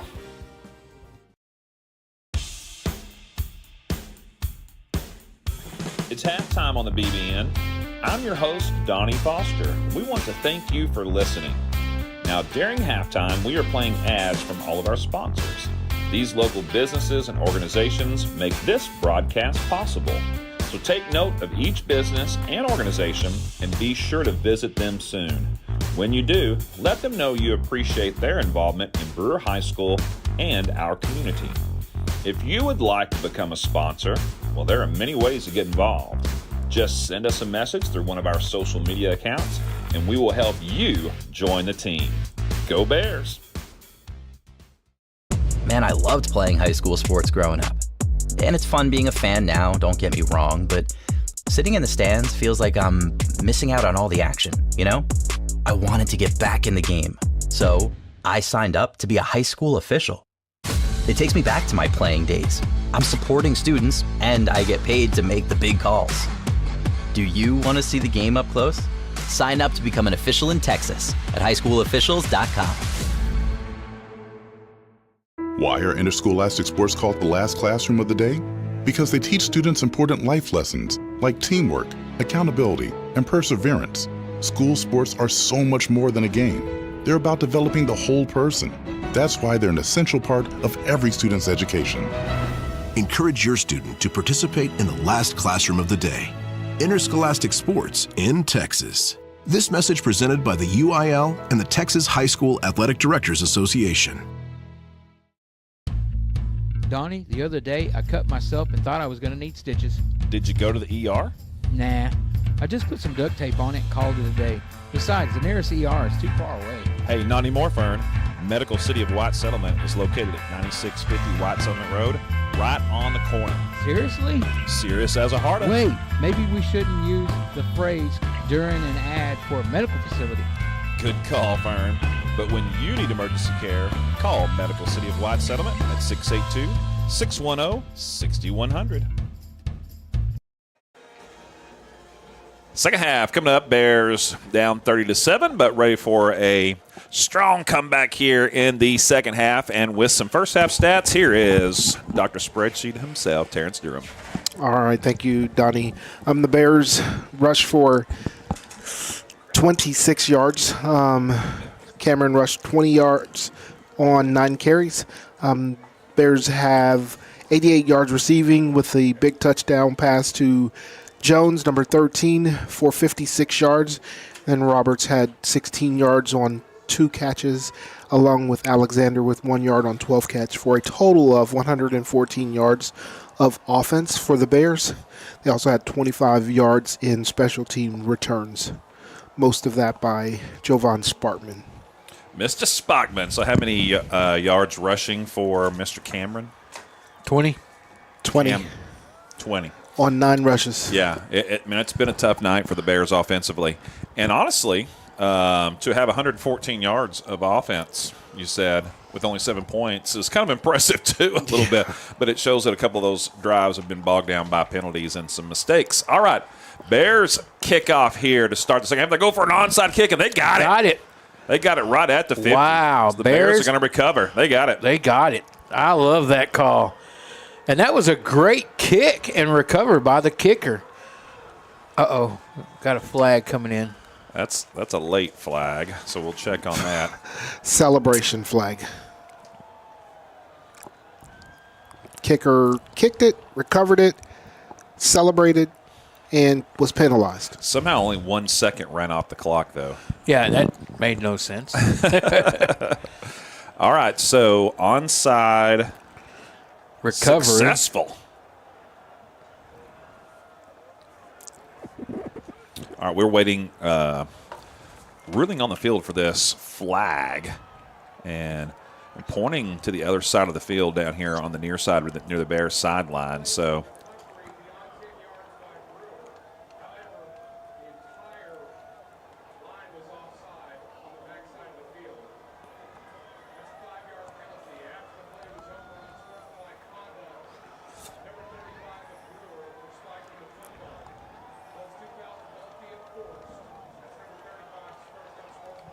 boy, that is rough. So the Bears were the entire line they said was offsides. The flag came from back and here. Then we had an unsportsmanlike conduct against the Bears for spiking the ball, and they're going to enforce both penalties. So it's going to be 20 yards of penalties, move them all the way back to the 20-yard line. So instead of having the ball at the 50, have the ball at the 20, and they're going to be kicking off from the 20. So, man, what did we say? They got to clean up those penalties, got to play clean, got to play smart, and the Bears just kind of come out here and set the tone for some negative things to start it off, but see if they can flip the switch and get going here. Ball at the 20 for the kickoff. Man, Santiago Romero Aguilar. That is a huge flip of the field right there. Big turn of events. You thought you were going to get the ball. Instead, you're kicking off deep in your own territory. Deep men for Richland, only standing at about their own 35 or 40. The Bears do kick it pretty deep. We fielded at about the 43. Will be returned up near midfield into Bear territory before being hit and brought down quick. But it's going to be good starting field position for the Royals. That's a good job by the Bears on that recovery or tackle. Excuse me. That is number 25, I believe. Yes, number 25 for the Bears on that tackle. Shane Jenkins Jr. So they'll start off on the Bears' 48-yard line here with the big lead. They're up by 23. Bears, with a couple of stops and a couple of scores could get back in this one. See if they can do that to get going here in the second half. Quick toss, right side, caught. Looked like there might have been some holding out here on the wide receiver screen on the near side, but not called. But a short gain of about 3 for the Royals. Tackle made by number 21, Braylon Reed for the Bears. And Braylon looked like he was one being held. Yeah, he was being blocked very well, very effectively. Let's just say that. Yeah, that's what we're calling it. Yeah, 2nd and 7, 3-step drop, looking to throw again. That's going to take off and run. Going to be drugged down from behind, but not before he picks up the first down, does the QB number 3. Yeah, tackle made by number 50, Jovan Sparkman for the Bears. Number 21 also on the tackle. 21 again, Braylon Reed, the junior for your Bears. So Brett Cates on the carry and the first down. Ball at the 36-yard line. I'm going to throw again. Caught on the slant. Brought down quickly. Short of the first down by maybe a half yard. No, they're going to. And they just been coming out throwing the ball here. 21 on that tackle again for the Bears, Braylon Reed. Yeah. As much as they were running in the first half, they're throwing it here in the second thus far. Here comes a handoff to Jay Sean Gibson, but it gains only about a yard or 2, but that's all they needed for the first down. Tackle made by Jovan Sparkman, number 50 for the Bears. All right, ball at the 25-yard line. First down, Royals. They're on the march here early in the second half. Bears went for an onside kick. Recovered it, but they were offsides and got an unsportsmanlike conduct on top of that. Quick toss right, wide receiver screen once again. Dancing around is number 2. Picks up about 5 to the 20. They'll actually mark him down at the 19. Tackle made by number 6, Walsh for the Bears. That was Theo Gray with the catch for the Royals. Moves the ball inside the 20 to the 19-yard line. Oh. Second down and 4. I'm sorry, that's number 5, Foster. Trips right, 1 left for the Royals. 3-step drop. Cates firing. Overshoots this man. Penalty flag comes flying in from the corner judge. That's going to be pass interference against the Bears. Let's see what that is. That I could see illegal contact maybe. Or holding. But that pass was high, and he was really nowhere near him. And at the time where the ball came in, there was no contact. Nothing was going on. Yeah, I gave it to the against the Bears. Yeah, so that That was definitely not pass interference. They called 21 on that, but I didn't Yeah. see anything happen. All right, so they do half the distance, moves it to the 10-yard line. So it is 1st and goal at the 10. They actually marked it spot of the foul is what he called. Okay. Spot of the foul? At the 10-yard line. That's weird because you don't normally do that. All right, handoff inside. No, quarterback keeper on the fake, and he's going to dive to the end zone and get in. Touchdown, Cates. So, boy, a nice read option that time as he pulled it out of Gibson's belly, took it off left tackle, and scored. That was a good play. Yeah, it was. Well, that backfired on the Bears there. Now they are down 6 more points, possibly 7 here. Yeah, and it's what we've said all night long. The Bears have had opportunities, and they've done some things well, just shooting themselves in the foot with some penalties and some just some plays that, they're going to go back and look at and go, man, if we changed this or that here or there, this is a entirely different ball game. All right, Bears, they jumped off sides again, and they don't call it. They probably should have because the snap is botched. Now Cates, the holder, is running around trying to throw for a 2-point conversion, throws it incomplete. There was no flags on the play. There is a flag on the play. I was going to say the Bears jumped big time. Now, it surprised me because they did. I mean, it's so like they called illegal block in the back on the kicking team. Okay. And it was declined. I mean, the Bears have jumped off sides, I think, on every single point after attempt snap. Yeah. Yes. I really do. And it hasn't been called but once, I think. Yes. I mean, I'm wondering if they're lining back enough where they can jump move, and lean. but, yeah. They're still not off. I mean, because they're definitely jumping. They're jumping. There's no doubt about it. They just got to clean that up. So the Bears have started this quarter the way they started the game with 3 penalties on the first. Yeah, which is not good. Killing your own momentum. Yeah, lots to clean up in this one for sure. And, again, you're playing a really good team, a lot of speed, a lot of size. Speed and size on the other side will cause you to do some things you don't normally do. Absolutely. Nevertheless, lots to clean up. And we know they will. I want to know at the end how many tackles and then how many return yards Sparkman has, because he's got quite a few return yards today. He's been doing it all. I can tell you that. All right, Royals set to kick off now after their touchdown. Makes it 36-7. Deep men for the Bears at about the 10, but they haven't kicked it deep yet. They won't this time. It'll be fielded at about the 17-yard line. Fumbled again on that side. Picked up, now returned all the way across the field up near the 25-yard line. That's number 5 for the Bears on the return. Caden Foster on that one. Yeah, he fumbled that one, picked it up, and was able to get some yardage out of it. But we've got a couple of fumbles back there as well. Special teams has really struggled tonight. Ball at the 25-yard line to begin this possession. All right, here come the Bears. 9:38 to go in the third quarter. All right, first possession of the Bears for the second half. They'll line up 2 wide receivers right, 1 left. Sanders flanked in the backfield. Wheel route out of the backfield. Nice little pitch and catch and advances it about 4 yards up to the 29-yard line. I kind of like that. It's a nice gain. That's one of those plays that we've seen run a few times tonight, but unsuccessful. Tonight it has a good return. That was Alexander out of the backfield. Yeah, Tristan Alexander, number 2 on that little catch. 2nd and 6 now. Quick toss right side. Nice advance all the way. Going to pick up a first down all the way past the 40-yard lines. That was Devin Roberts that time on the nice little pitch and catch. Wide receiver screen, if you will. And that was a great block by number 59, is that, or 69? The center came out and that's 59. I'm going to throw out a little shout-out to Parker getting down there, too. All right, Bears line up 4 wide receivers. First down, ball at the 41-yard line. Handoff Coleman. Runs over a guy up near midfield. He's going to pick up 8 on that nice carry to the 49-yard line. Let me tell you what, that loosened up the run real fast, did it? Did it not? You pitch and catch like that, you got to spread it out a little bit. Sanders with a little confidence here.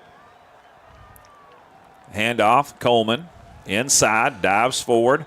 He's close to the first down marker. And they're going to move the chains. All right. So he got just enough Needed to get to the 49 of the Royals and just did. Nosed the ball just over the 49. Yeah, nice job, number 9. First down into Royal territory. So moving forward here on their first possession of the second half. Handoff, Coleman dancing, pushing. Somebody lost their helmet still in there. That's the second time for that player to lose his helmet. And we're going to have a flag come in late. So a short gain of 2 yards. We're going to see what the call here is. When a helmet comes off, a lot of times maybe hands to the face, kind of pushing that helmet off, but we'll see. But that was a player for the Royals. Didn't see him leave the field, which he should after losing a helmet. Yeah, he did. He did. Okay, 95 good. left. Good. I did not see him. That's the second time his helmet's come off. He's going to have to adjust that thing. All right, we're still waiting a signal here. Hey, are they calling anything? They pick it up? What's going on?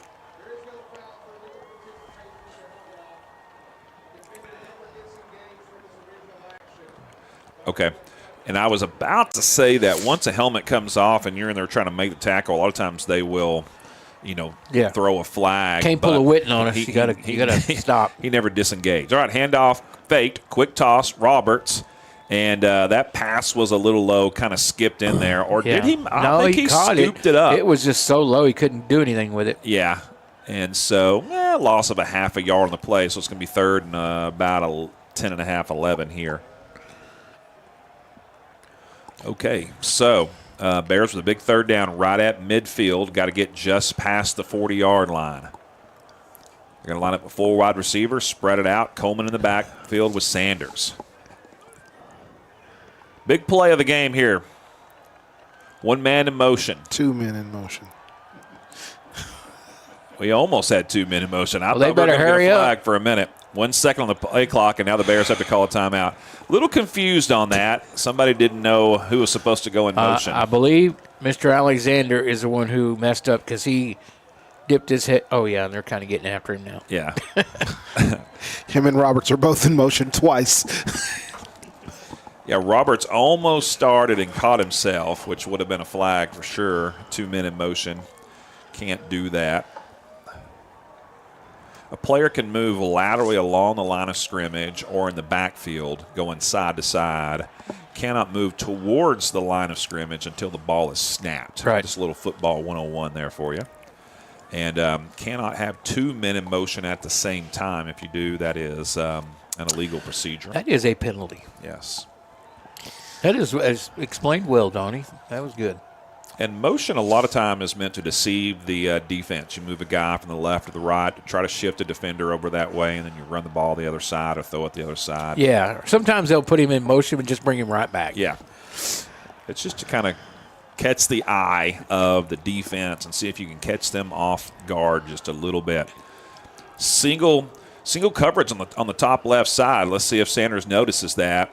That's number 12 over there for the Bears. Kerrigan, he comes a little bit in motion to the slot. Sanders throwing deep and going to overshoot his man, but going to get a pass interference call against Roberts.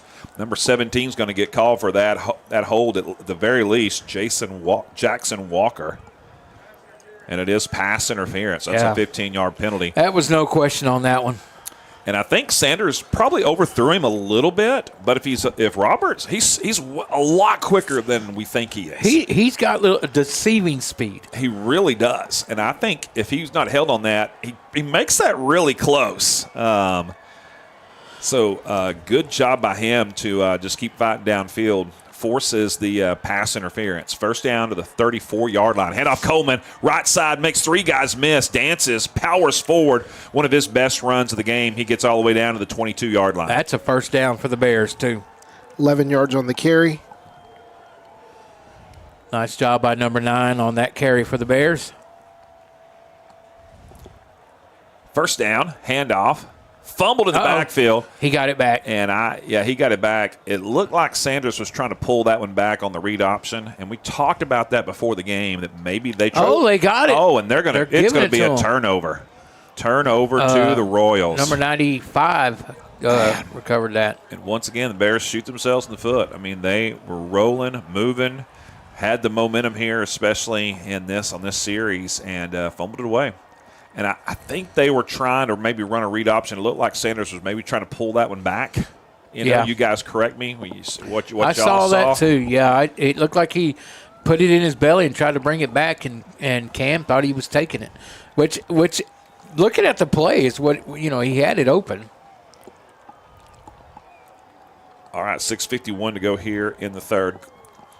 Cates in trouble in the backfield, has to throw it away, but finds a man on the left side. It's going to be a nice gain up near the 40-yard line. Tackle made by number 5, Caden Foster for the Bears.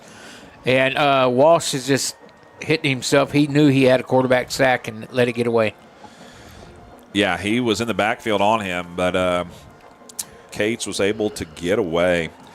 Brett Cates, big strong. He's 5'10", 173 pounds. Just a junior, too. They spread it out, handoff. Mr. Gibson up the middle, and he was hit immediately, but still picks up 4 yards. Yeah, tackle made by, looks like, number 27 and number 6 for the Bears. That's going to be Reed and Walsh. Yeah, I think this is probably one of the best backs we're going to see all year. Not only is he incredibly fast, but he is strong. I mean, he was hit by 2 defensive linemen immediately and still picked up 4 yards. That's really hard to do. 2nd down and 6, quick toss, right side, overthrows his receiver. Number 11 really wasn't ready for that one, and it falls incomplete. Yeah, he let it out quick, a little bit quicker than he probably needed to. That was Aaron Brooks out there trying to set up that little wide receiver screen. Both teams have run that play quite a bit tonight. It's been successful for both of them as well. Yeah, it definitely has. And it's a lot like a run. It's just a quick pitch and catch and let the receiver try to juke a couple of guys, like the other receiver throw a block. Quick pass this time in the slant, overshot, and then almost tipped by number 5 for the Bears, Caden Foster. Yeah, that was good pressure, too, by the Bears. Number 68's helmet comes off again, and he's going to the sideline. Well, they need to get him a new button. His has come off twice, Velcro. and 95 has come off twice on their defense. Maybe they need to get tighten him, up that chin strap a little bit. Instead of the protective over, his helmet, maybe he needs something underneath because it comes off too so big. much. I'm worried about the young man. I don't want to get his bell rung out there. And Caden Foster back for the Bears on this punt. All right, so that forces a 4th down. It's 4th and 6.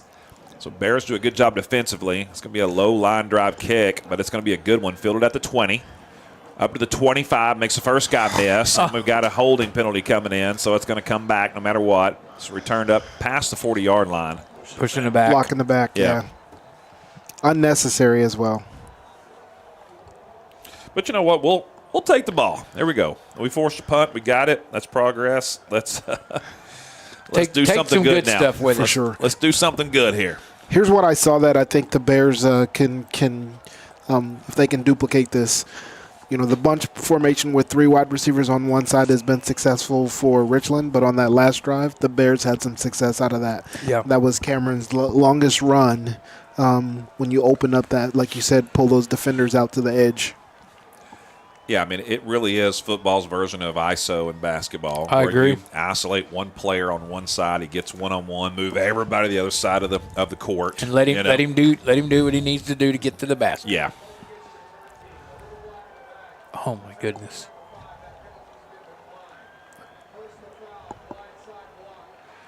So we had an illegal block in the back and a blindside block. They declined the illegal block in the back, take the personal foul, blindside block, moves it all the way back to the 10-yard line. Here's my problem with that. They called that on number 5 for the Bears. That was the returner with the ball. So they made a mistake there. One of the players that somebody else was a did mistake. It. Yeah, he couldn't read the uniform. It was number all 6. wrinkled. I'm telling you, it's probably washed. Not just us getting it wrong. All right, Sanders trying to set up a screen, gets it to Coleman in the middle of the field, dances around, makes a couple of guys miss, and he's going to be close to the 20-yard line. Really good. About 8 on the play. That was a really good setup there for the Bears. Yeah, they start on the 10 up at the 18-yard line, 8-yard gain. It'll be 2nd and 2. That's the first time we've seen the screen play to the tailback tonight in the middle of the field, and it worked well. Quick toss, right side, Roberts. He's going to dance around, gets past the 20, spins, Nice dives job. forward, takes 3 guys to bring him down, and he picks up the first down. Yeah, he got hit initially. He got the first down, but was able to spin out of it, use his power to get more yardage. Like about a 7-yard gain on Pretty that one. strong. Yeah. 5-yard gain. All right. Good job by number 10, Devin Roberts, for your Bears. Ball on the 24. Last 2 drives, the Bears have had some good offensive momentum. They fumbled the last time when they were driving. Looked like they were going to score. Now they spread it out once again. Talked about running out of this formation just a moment ago. One man comes in motion. Sanders is going to drop back, and he's going to be hit quick. And he's going to lose the ball. That's a fumble. It's going to be picked up by the Royals inside the 5-yard line. Boy, he was clocked. And they were in his real quick. I think they were trying to set up another screen because the offensive line released and allowed the defensive lineman to come in. And just bad timing on that as Sanders was hit too quick. He just couldn't do anything about it. Boy, he got hit pretty hard. So back-to-back drives of fumbles here for the Bears. We'll give the Royals the ball at the Bears' 5-yard line with 4:52 to go. Well, just some youth and inexperience starting to show up here a little bit for the Bears. And got to hope they can work on that, get in the film room, clean it up, work those kinks out in practice, get out here next week and try to turn things around. 4:52 to go in the third. Royals line up at the Bears' 5-yard line. Handoff is going to come back because we've got a pre-snap penalty. Yeah. Ball start against the offense. It'll back him up to the 10. Musa Kurkula comes in as the backup for Mr. Gibson, who's had the bulk of the carries tonight. They called number 50. I believe that's the tackle on the far side, on the right side. That would be the right tackle. He's out there. All right, so that'll back it up. First and goal from the 10 now for the Royals. Handoff, faked. Forward pass, kind of a little shuffle pass forward, is caught, but right at the line of scrimmage as he has to fall down for it was number 6. Yeah, I like that design play, but you better have that ball up where he can keep going, or you're going nowhere. That was a nice design, and everything was executed well, except that it was a little low. Had the blocking right and everything, just didn't work out. And that's good for the Bears as he falls on it after the catch at the 10-yard line. It'll be second and goal from the 10. Bears band right below us playing loud and proud. Yes, indeed they are. Cates from the gun. Snap is high but handled. Handoff. Oh, there's a hold. Far right side. They've sealed off those blocks really well on that side all night long for Kurkula. Very effectively. That's a nice way of saying that, Donnie. Yeah, they've done some effective blocking. When I watched the jersey come flinging back and our player spinning around trying to get away. This crew, we talked about, we've seen them do a lot of good things tonight. They haven't called holding on either team much at all. And I've seen it quite a bit on both sides. Probably both teams are getting away with a little bit here. They're Yeah. being a little loose on that tonight.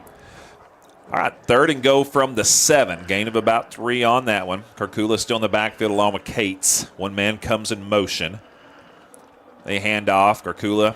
He goes nowhere. Hit, and he's going to be dropped for a loss of about a yard back to the 8-yard line. Number 6 on that tackle for the Bears. Walsh again. All right, so fourth and go. Defense does a good job there, forcing a field goal attempt coming up. It's a good job on the defense. They had that ball given to that offense way down there. Yeah, I mean, they started on the 5-yard line. So they're going to put this spot this kick at the 15. It'll be a 25-yard kick. Bears jump off sides like they have every single time tonight.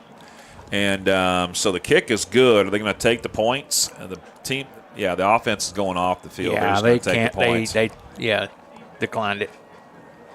I don't know, what's going on. They're doing that every single time, but it's happening a lot. Yeah, it makes you wonder if there is if somebody's simulating the start for as many times as that's happened. I wonder if it's the cadence on how they do their Either way, it needs to get cleaned up for sure. Yeah. Most definitely. Needs to be a little bit of a special teams meeting down there on the sidelines. Get that cleaned up for sure. And I'm sure the Bears will take care of that. All right, 2:47 to go here in the third. 39-7 is your score. Bears about to get the ball back.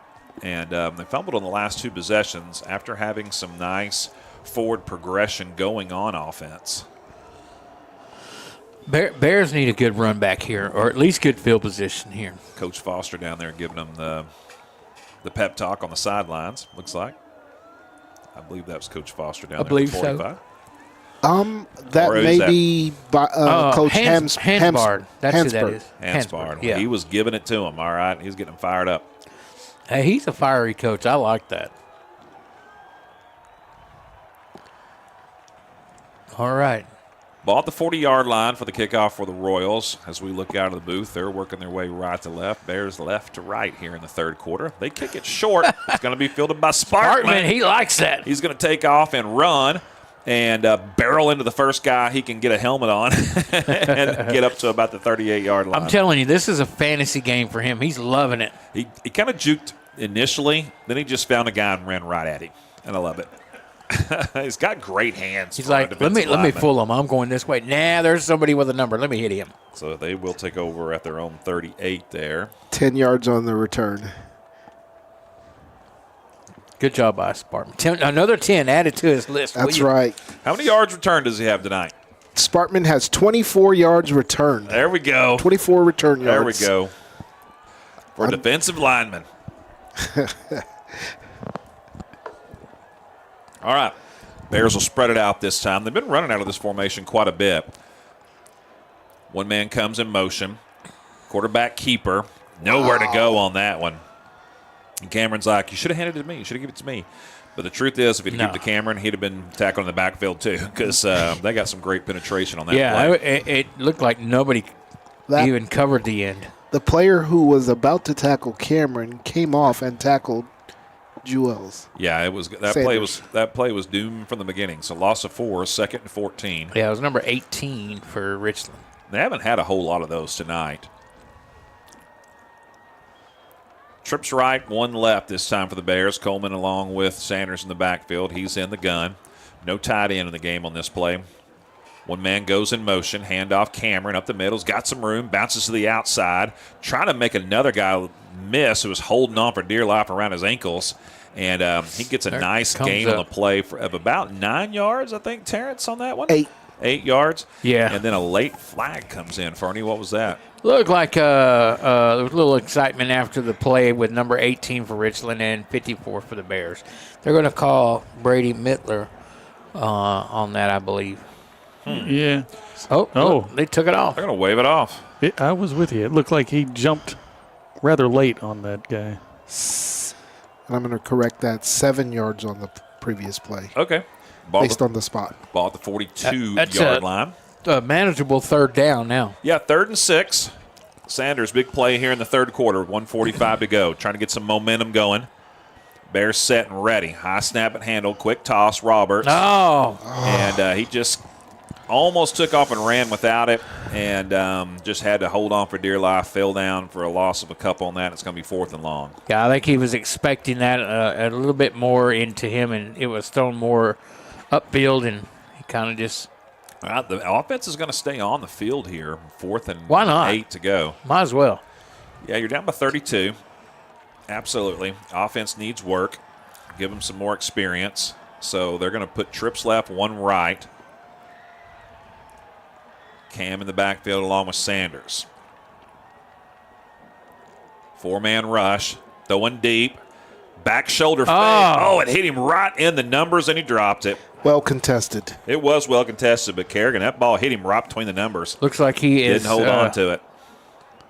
Cramping a little bit. That's one he'll tell you that he should have caught, and it was well contested. But a nice, that's a beautiful back shoulder. Should have had that. That was a good pass. I mean, I don't know if he was intended to hit him on a beautiful back shoulder pass on Hey, it worked. But it was beautiful. That was really, really nice. It was a nice thrown ball. Hit Kerrigan right between the numbers as he turned around and grabbed it. It was well contested, like you said, and just kind of broken up right there at the end. But I think Kerrigan would say all day he should have caught that. Yeah, I think so too. Over on downs for the Bears. as the Royals take over. 53 ticks left here in the third quarter. Handoff fake, quick toss. Left side, dancing around. Number 11 finally pushed out of bounds after a gain of about 11.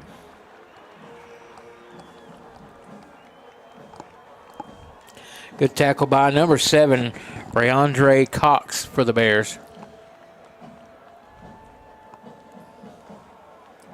Spread it out, do the Royals. Handoff. Kukula, he's Oh. got a wide open look, and he dances forward all the way up to the 15-yard line before he's finally gain tackled. But it's a big gain and a first down for the Royals. Yeah, tackle made by, let's see, that looks like number, he's laying down now. I think that's number 3 for the Bears. Yeah, that's Castellanos down there, I do believe, and so they will check on him. Timeout on the field with 32 ticks to go. And, the offensive line for the Royals tonight, They've done a good job. They have really done a good job of sealing off either the right side or the left side, depending on which, direction they wanted to run. And they're still checking on Castellanos down there. It was a pretty good collision on that when he made the tackle, but, it don't look like it's a cramp or nothing like that. So. Well, I saw the cart kind of coming this way, and it kind of made me nervous for a minute, but I think that was just a coincidence that it was driving by, and I certainly hope so. Yeah, he gets up, so we're glad for that. And then we had an injury last week. Young man had to have surgery, and that was remind me who that was, Fernie. We were talking about him. That was Bo Ramsey. Yes, Bo Ramsey. And that was number 5 on that tackle. That was Foster. I really did think it was number 3. Yeah, but it's Foster coming up. It definitely looked like him, but it was 5. And so Bo Ramsey will be out for the season, but we're glad that he's going to be okay. Injured that knee pretty good last week. Yeah, I've known Bo since he was little bitty. Good young man. All right, and they're going to let time tick down, and that's going to be the end of the third quarter, and we'll be right back after this.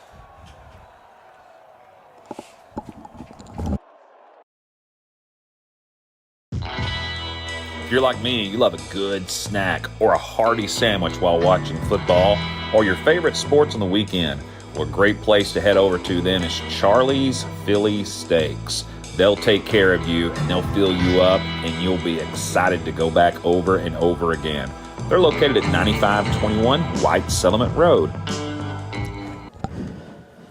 Fourth quarter coming up. Royals with the ball at the Bears' 14-yard line. First down, handoff. Kukula up the middle, dragging a couple of guys with him up to the 10, gain of 4.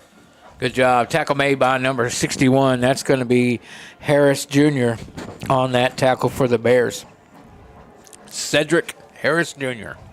That'll make it second and about 5 to go. Ball at the 10. They're going to get just inside the 5 for the first down. Bears trying to buckle down here. They've done good in these short yardage situations down near the goal line where they forced a field goal attempt early and even a turnover on downs. Handoff Kukula up the middle, and he's going to be forced down right at the line of gains about 2 on the play. Yeah, let's see. Tackle made by number, turn around, son, 27. How about that? He's having him a good night. That's going to be Blake for the Bears. Number 27, Christopher Blake, the sophomore. All right, 3rd and 3 for the Royals. 10:58 to go here in the game. Royals up 39-7. Bears defensively trying to get a stop. Continuing to fight hard all the way to the end of this one. Score kind of got out of hand early, but the Bears have continued to fight hard and defensively here, trying to force a field goal. Cates rolls right, looking downfield, squares, nowhere to go, and he's going to be gang tackled out of bounds. Should have just thrown that one away. He may have gotten back to the line of scrimmage, but, boy, he could have been hurt on that play. Oh, yes, and number 11 on that tackle for the Bears, Barr, was able to get to the quarterback. Along with number 27. Yeah, along with Reed, Blake, who's having a good. Yeah, being outside of the tackle box, he could have just thrown that one away. Decides to keep it. Takes a pretty good lick And he's the holder here for the field goal attempt. It's going to be a 25-yard attempt. Bears don't jump off sides. Hey, that's a good. But the field goal is good for 25 yards. Man, they have moved every time. Single time. Yeah. Now, that time I do think an offensive player moved as well, but they just didn't call nothing. Yeah, they're just like, They didn't jump off sides. They moved a little bit, but it's progress. We'll take it. We're taking it. We'll take it. All right. Bears will get their first position of the fourth quarter coming up after the field goal makes it 42-7. 9:59 to go in the game. All right, well, what have we seen tonight, guys? The Bears got to clean up. Whew, a lot of penalties. There's a lot. We know that. It just surprised me because they have not been, having a lot of penalties at all in these first two games, and in scrimmage as well. So tonight's penalties were kind of shocking. They shot themselves in the foot a lot tonight. Yeah, I agree with that.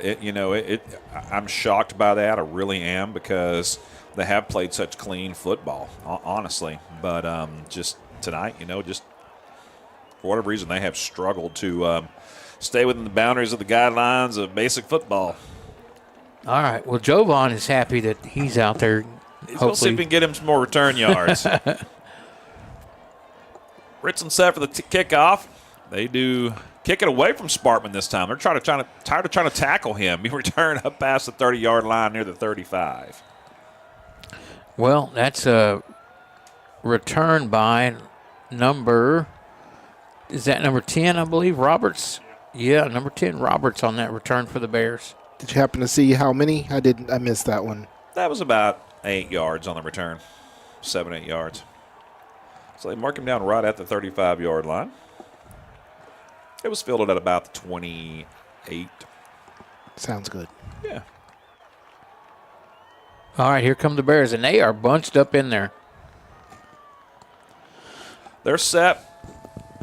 Ready to go. Handoff. Coleman up the middle, dancing, spinning. And he's going to pick up a couple on that one. Short gain on that particular carry.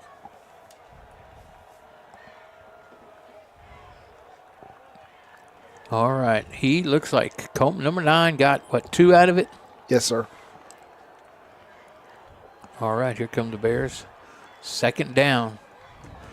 8 to go. Yeah, 2nd and 8 for the Bears this time. They're going to line up 2 wide receivers split out to each side, 1 tight end in the game, 2 tailbacks, 1 H-back, 1 halfback. Back there with Sanders. He's got him set and ready, and we're going to get a timeout on the field. Yeah, timeout Bears.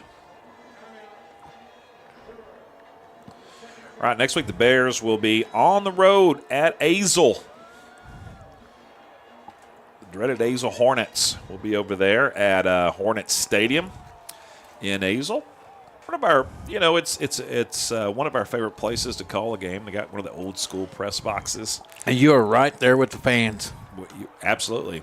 Open little window, in front of you. Reach down there and touch one of them on the get a little head. interaction going with them sometimes. Do I need to bring a fan? That's a great yes. The answer to that is Yes. because there's no AC, no heat there at all. We're gonna see an old friend of ours there, Coach Wheeler. That's right. Coach Wheeler, part of the staff over there, was head coach for the Bears last season. And so it'll be interesting as the Bears take on the Hornets. Always a fun matchup. No matter what the records are, they always play each other tough. 2nd 8. 1 man in motion, tied in from left to right. Now a receiver in motion, goes right, turns around, and comes back the other way. Quick toss to him. That's Roberts. He was in motion so much he got winded and couldn't catch the ball. Yeah, that ball was thrown pretty hard. Had a little pepper on it, but I think he should have caught it anyway. He should have caught it. Serendipity. It was had some serendipity. Had some of that serendipity. Roberts looked back at Sanders like, what's going on? Sanders got a quick release. He does throw the ball with some pepper, no doubt about it. But I like it. They should be catching It's like we said, Roberts will look at that and go, yeah, I got to catch that. I know I got to catch it. Hey, we've definitely seen Sanders come out with some good numbers this first game. 114 yards passing so far. Yeah. Three-step drop for him. Now he's under pressure immediately, trying to throw the ball forward, and does. And if there was a receiver in the vicinity, it won't be intentional grounding. I don't know if there was. They might call him in the grass. So they're going to throw a flag. There was nobody. He was just trying to avoid taking a 5-yard loss.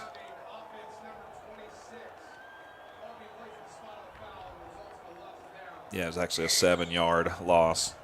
No harm, no foul in that one because it was going to bring up a 4th and long anyway. The Bears are going to punt. So, that's 4 or 5 times tonight. As soon as Sanders gets the ball, he's got someone right up in his face mask. That ball went from the 30 to the 40 on the other end of the field, and no receiver was in the area. Yeah. High punt. Short punt, takes a good Bears bounce, stays in bounds, and will be down inside the 35 at the 34. Yeah, I got a couple of flags. Okay. Mustard on the lettuce we'll down see there. What we got here.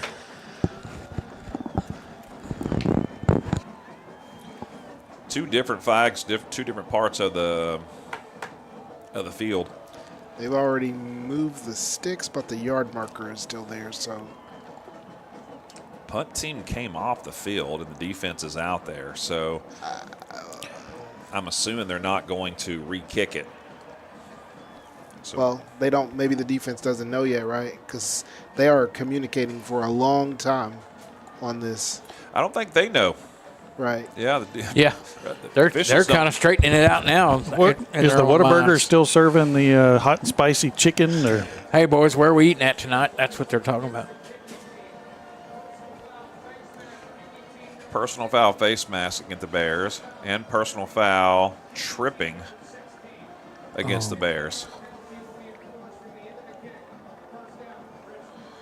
All right, so that'll move the ball from the 35 all the way up to the 50, and then they'll mark it up to near midfield, about 49 yard line. All right.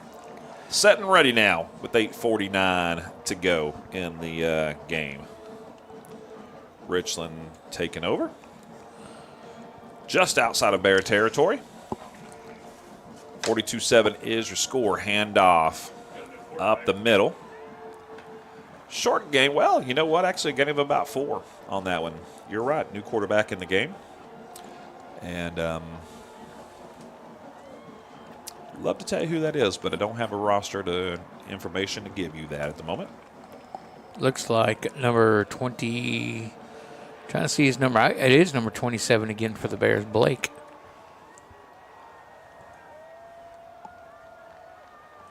All right, second down and about 6 to go for the Royals, just into Bear territory.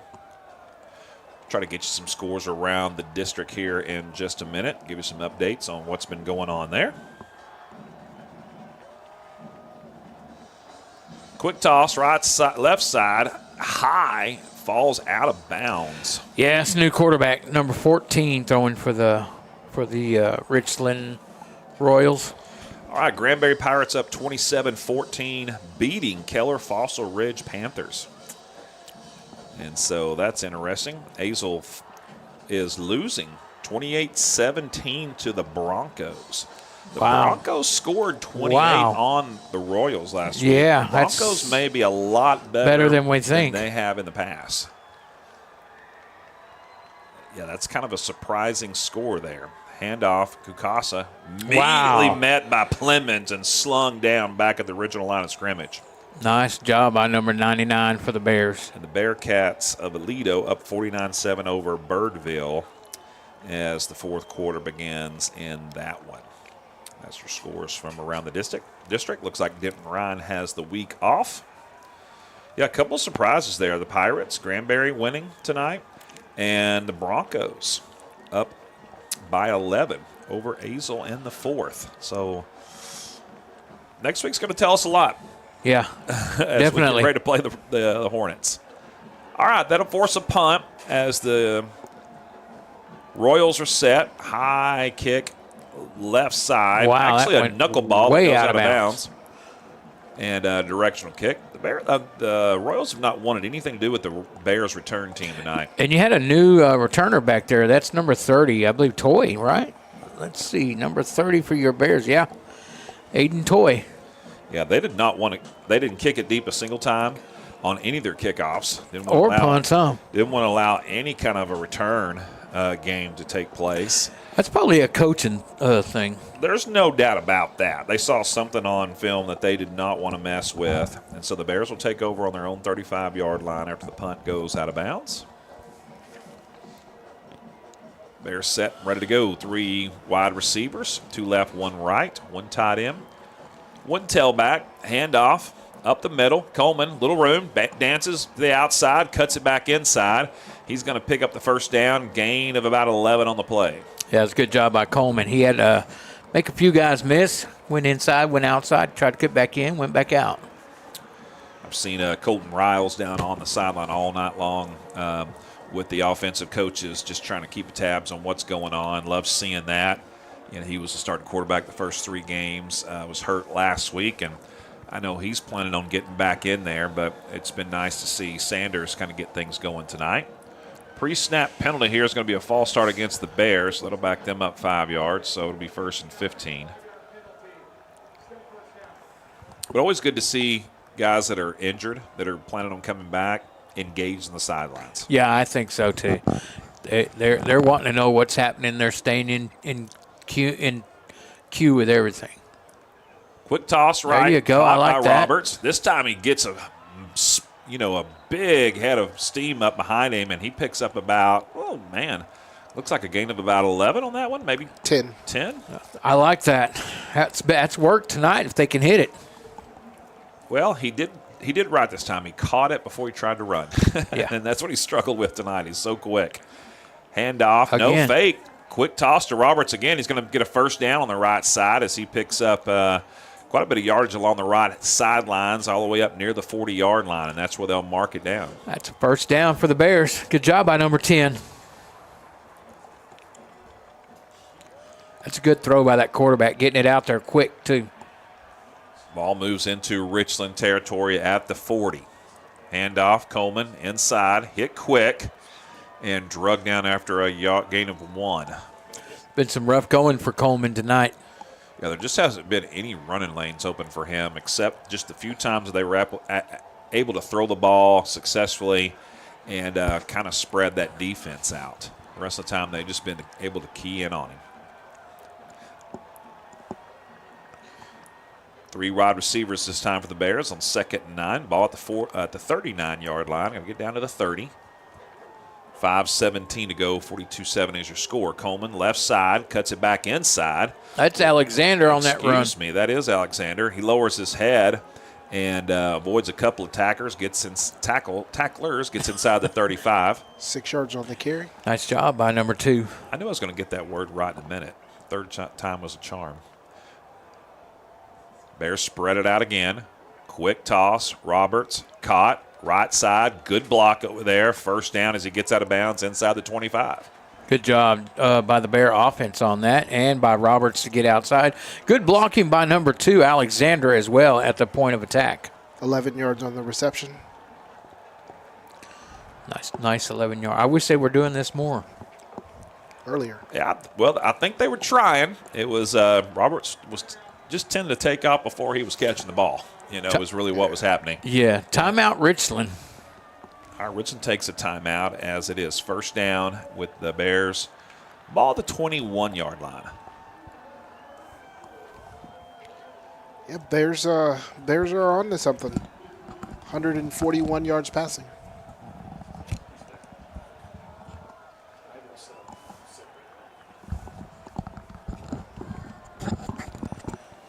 All right, so Bears the ball at the 22-yard line. Richland calls a timeout. I'm not sure if they saw something or just wanted to give the defense a rest. Yeah, I think they just want to kind of regather up and talk about it. That official need to tie his shoe. He's definitely doing it down there. He's getting that thing retied. Double knot. He's going to need it because Cam's fixing to break a big one. He's going to have to run along and get some keep an eye on that. Here we go. Bears set and ready. Three wide receivers. Handoff, Coleman dancing inside, spins. He's hit, but he gains about 3 on the play, I believe. Yeah, I believe you're right. Gets inside the 20 to the 19. He's had a few good ones this second half. He's gaining up there on some yardages. Yeah, the yards that he has had tonight. They've been rough. Well, they've been earned. They've been earned. 68 yards. He has earned those 68 yards. Yeah. Three wide receivers again. Sanders in the gun, flanked by tailback on either side. One man comes in motion. Quick toss on the wheel route out of the backfield for Alexander. He gets inside the 10 and almost breaks that tackle, gets the first down all the way to the 7-yard line. Nice job by number 2 on that. It was a great, good play call also by the Bear offense. Yeah, faked the handoff left. He came around from the backside right, and quick toss to him. Cam now with the handoff inside, dives forward, sticks out the ball, almost gets it to the goal line as they bring him down at the 1. I thought he scored, but they said his knee was down. 12 yards on that last reception. Who was the receiver? That was Alexander. Alexander, number 2. Yeah. Thank you. Cam with the carry there, gets it down to the. They mark him down right at the 1-yard line. Yeah, he was stretching out. I thought he got to it. Get that ball. There's a flag on the play, though. All right, that was against the defense. Bears decline it, and so they'll take the ball at the 1-yard line. 6 yards on the last carry. Guess you can't get any closer than the 1-yard line, so you might as well decline it. Just take the forward progress. They got the jumbo package coming in. Yes, they do. Plemons in there. Joe Sparkman in there. Plemons lining up in the backfield. He's going to be the lead blocker on this one. Mittler's in there. Yeah. This is going to be fun. Here we go. Bears set. Handoff right up the middle. That's Roberts. And he gets through as they opened up a nice lane. Touchdown Bears. Like that formation with Plemons and Sparkman and those big guys in there. They got a big push out of that, too. Oh, man, that was a direct snap right to Roberts, and a little wildcat formation works really well as he gets in for the score. 42-13 point after attempt coming up.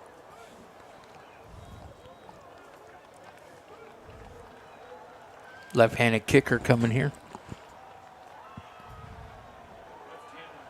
Left-footed. Left-footed. Uh-oh, we got a penalty. I bet he's left-handed, too. Yeah. I felt confident of that. That's going to be offsides against the defense. Kick is up and good, and so they'll decline that and take the points. I thought he was kicking barefooted, but it's just his shoes.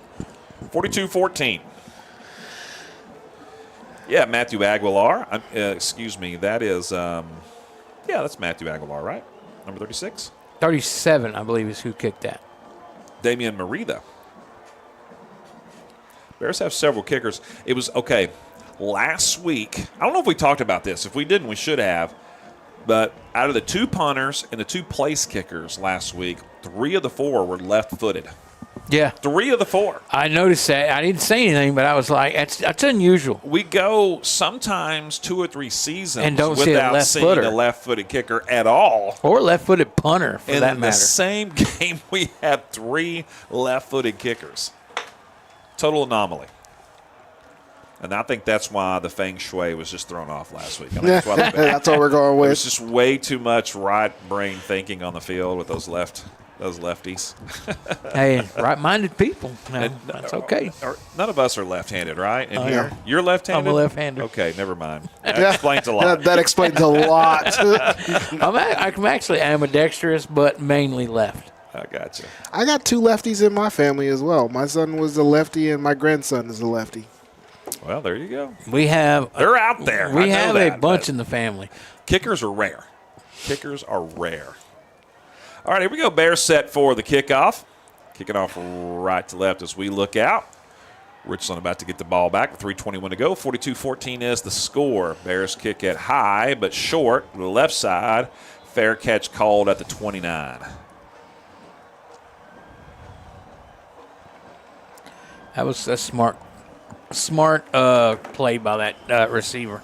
Number 2 for Richland. So they'll take over on the Bears' on their own 29-yard line.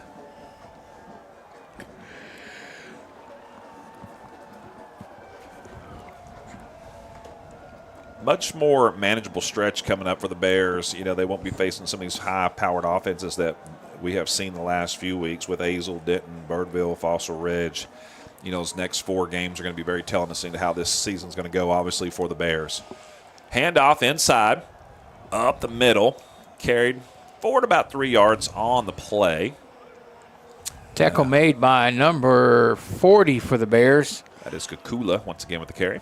Number 40, I do not have a name for. Second tackle of the night for number 40. Yeah, we're going to have to find out who that young man is. Not on the roster, that's for sure. Yeah, and I believe 20, there's a 25, I believe, or something like that, 20-something number that we don't have as well. 24, I believe. We received an updated roster. They just were not on there. Yeah. But we'll find out who that is for you next week. Second about 8 for the Royals. 2:40 to go. Handoff inside Kakula. He's hit pretty quick, dropped after a short gain. That's number 40 again on that tackle for the Bears.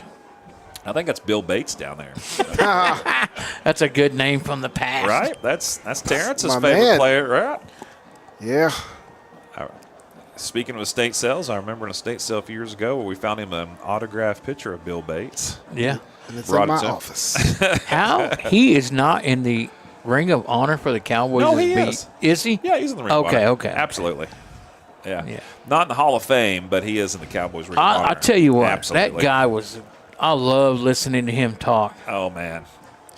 He was Lynch before Lynch. Yeah. There you go. I mean, he's a great player. I mean, he was like a gunner on special teams. Got that interception against the Bears to win their first playoff game in the 90s. Yeah. You know, to kind of seal that victory with Aikman and that bunch. He's the one that intercepted the ball right at the end of the game, sealed the deal. And great motivational speaker. I've heard him speak several times. Strong Christian guy. I've heard him preach. You know, One of did the a little bit of everything. best things I've ever heard. They had him mic'd up, and he made a solid tackle, hit hard, and he said, I hit him so hard I almost knocked myself out. That was great. He was also famous for trying to tackle Herschel Walker in college, and it did not work out well for him. Says he doesn't remember the rest of the game. Handoff right up the middle once again for the Royals. Short gain again to the 35. It's going to bring up 4th down, just inside 2 to go on this one after the 2-minute timeout. Tackle made by number 16 for the Bears. That's Keith France. Yeah, let's see. Bates played for Tennessee, and Bo Jackson played Herschel Walker played for Georgia. And Walker just ran him over. Trucked him. Like he did a lot of guys, Yeah. you know. And Bill Bates is like, yeah, that didn't work out too good. I don't remember anything after that point. You know, it was a great line. Bears showing blitz on this one.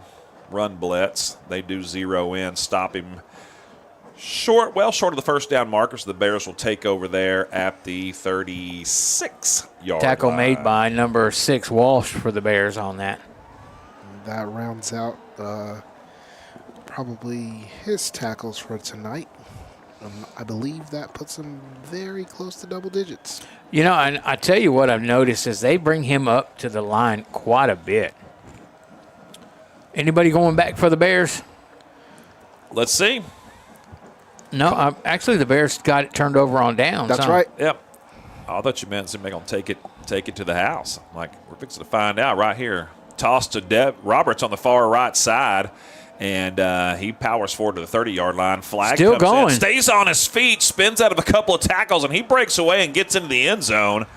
We're going to check this flag and see if it wasn't a hold against one of the receivers over on that far right side. And there's a flag in the backfield. Yeah, it looks like definitely going to come back. If not, that is a 36-yard touchdown pass. Number 54 for the Bears. Yeah. Midler's going to get called. He was pleading his case.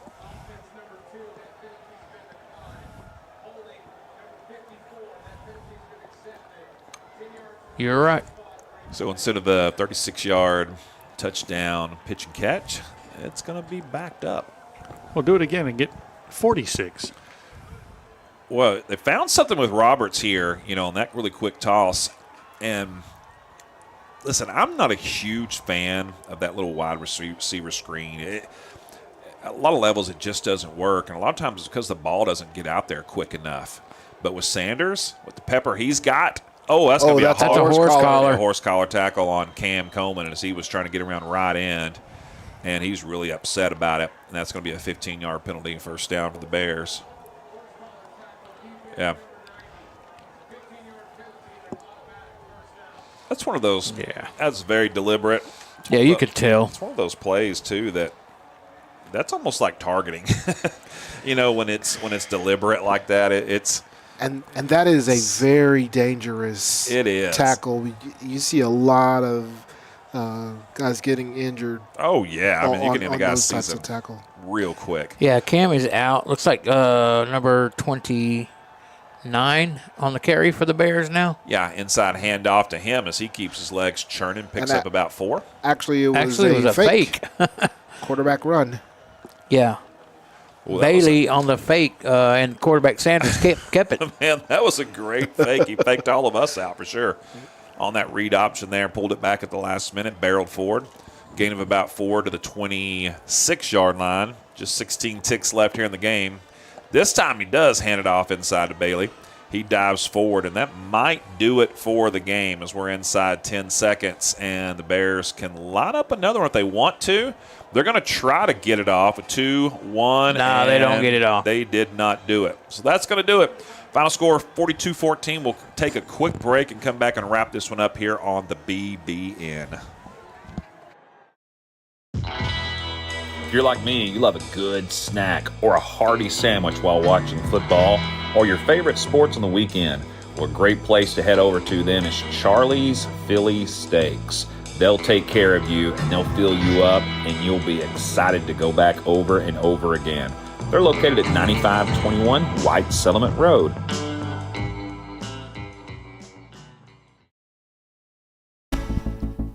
One of the best innovations in my lifetime is the emergence of rehab facilities that help us recover after surgeries and medical procedures.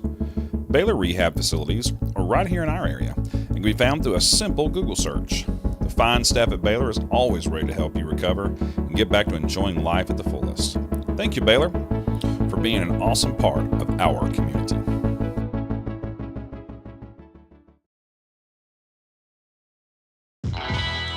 If you're like me, you love a good snack or a hearty sandwich while watching football or your favorite sports on the weekend. Well, a great place to head over to then is Charlie's Philly Steaks. They'll take care of you and they'll fill you up and you'll be excited to go back over and over again. They're located at 9521 White Settlement Road.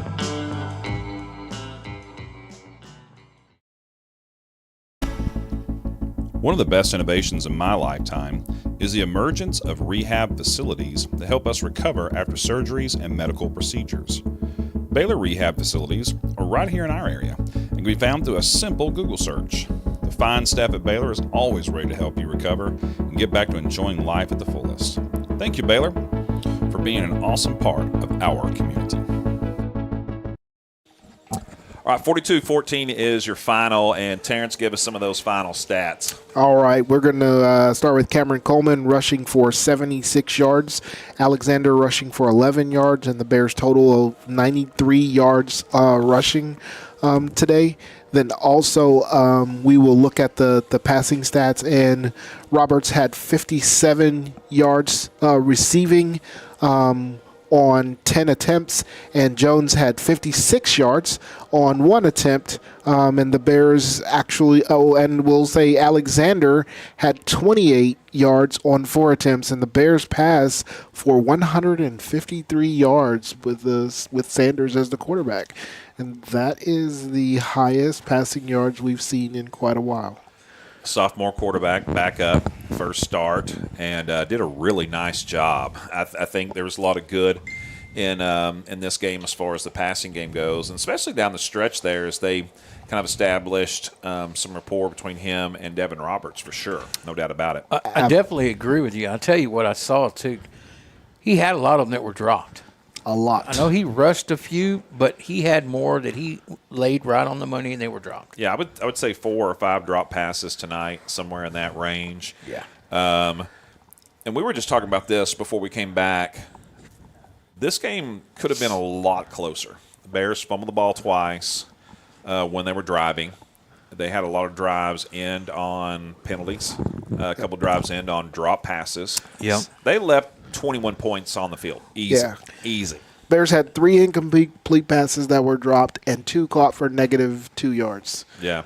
So that's the 5 you're talking about. Okay. And then, you had a lot of those incompletions at just bad times for the Bears. Yeah. We'll flip over to the defensive side of the ball. Once again, Wash has one of those games that you'll look back and say, wow, 10 tackles between solo and assist tackles tonight and 2 block passes. And that kid is getting after it, right? Week in and week out, you hear us call his name. But tonight also, we heard a new name, Blake, number 27. Yeah, the sophomore. With 7 tackles tonight, solo and assisted tackles. And, I think there's some statistics that the Bears will go back and look at as a team. The number of penalties tonight ended up pretty high. We ended up with 15 penalties, 6 on the offense, 6 on special teams, and 3 on defense. Wow. 6 on special teams That's it's rough. It's hard to recover from that. I don't know if we had 15 penalties in the first 3 games combined. I don't think we did. We have. That's really uncharacteristic for them. I know they'll get that cleaned up. And probably a lot of different factors. Now, listen, that was a good team we played down there tonight. The Royals, I mean, they're predicted to finish 3rd in one of, if not the toughest districts in all of the state of Texas. At 5A, it may be the most difficult district to play in. And so if you're picked to finish 3rd, you're a really good team in this district. That's the Royals. But I'm telling you, we left 21 points on the field. It had been a completely different ball game. The score was not as lopsided as it should have been. Yeah, and, we got to take in consideration, too, the field position that they had early. Richland had a half a field or less. I cannot tell you how many times. And that's the deal. If you, whether you fumble or penalties, you have penalties, you're going to give the team the ball in positive field position, and that really helped them early. Listen, and I don't say that to say, what's wrong with these Bears. I say that to say this is a good team. This team has some talent. It's got some strength. It's well coached. There's a lot of good things happening, and after this game, we've seen more things that need to get cleaned up than we have the first 3 games. And so it's going to be very interesting next week to see how they respond to that. We know the coaches are going to do their homework and diligence. Team's got to respond. We'll see what happens next week on the road in Azle. Yeah, I agree. I think next week's going to tell us a lot. The Bears are young in a lot of places, in a lot of key places. And so, you're going to go through that growth and learning and getting stronger as players, and so I think that these games, as last year, will definitely make them stronger. They're going to come out of these games because they know they're competing, and if they clean up the penalties, right, those are things that they can clean up, and just it's going to get better for the Bears. But, we do have to remember this is year 1, week 4. Yeah, and honestly, I like where they're headed. I like the coaching staff, what they've done so far, and I like the attitude of the kids. So that's right. I think we're headed on the right direction. A lot of good things tonight. Special teams. It was fun to watch Sparkman. Taking the ball right to him. How much did he end up with anyway? He ended up with the same total that we said in the middle of the game. I think 127? No. 24 yards on returns. That was fun. Kind of took us back to the days when he was lining up in the backfield, just running over defensive linemen, Fun to watch him do that. And on defense, Wash with 10 tackles. Yeah, we got to bring back that power eye. let Spartman go hit that hole first. Well, we saw Plemons. Big Plemons lined up in I like power that. formation down there. With Jovan and Midler, and they ran that kind of wildcat with Roberts, and I like the look of that. Yeah, and on offense, Joel Sanders coming in. and his first start, throwing for 154 yards. That was a big positive. So, Absolutely. Yeah, it's good. A lot of good things. And it's going to be very interesting next week because some scores that we're looking at from around the district are surprising to me. And so I don't know what to make of them. You know, it's sometimes it's hard to tell by just looking at things on the board. But the Hornets are down 12 with inside 2 minutes to go to the Broncos. And Broncos, that's surprising. No one saw that coming. They had a good showing last week against this Richland team. Yeah, and the Pirates doubling up Fossil Ridge 27-14. Lidl taking care of Birdville, not a surprise, but a couple of surprise scores here in the district this week. And just tells us there's a lot of questions out there as to where things are shaping up after the top three teams. All right. Anything else, guys? We good? No, I think that's it. All right. Well, for Fernie and Terrence and John, I'm Donnie. Thanks for joining us here on the BBN. We'll be on the road next week out in Azaland. So be sure to tune in at 6:45. As always on Friday nights, we'll bring you all the action live. If you can make the trek, do so. Cheer our boys on, as well as all the other Friday night activities. If you can't, we got you here on the BBN and got you covered. So Bears fall tonight, but ready to roll for next week against the Hornets. And thanks for joining us. And as always, we say, Go Bears. Go Bears.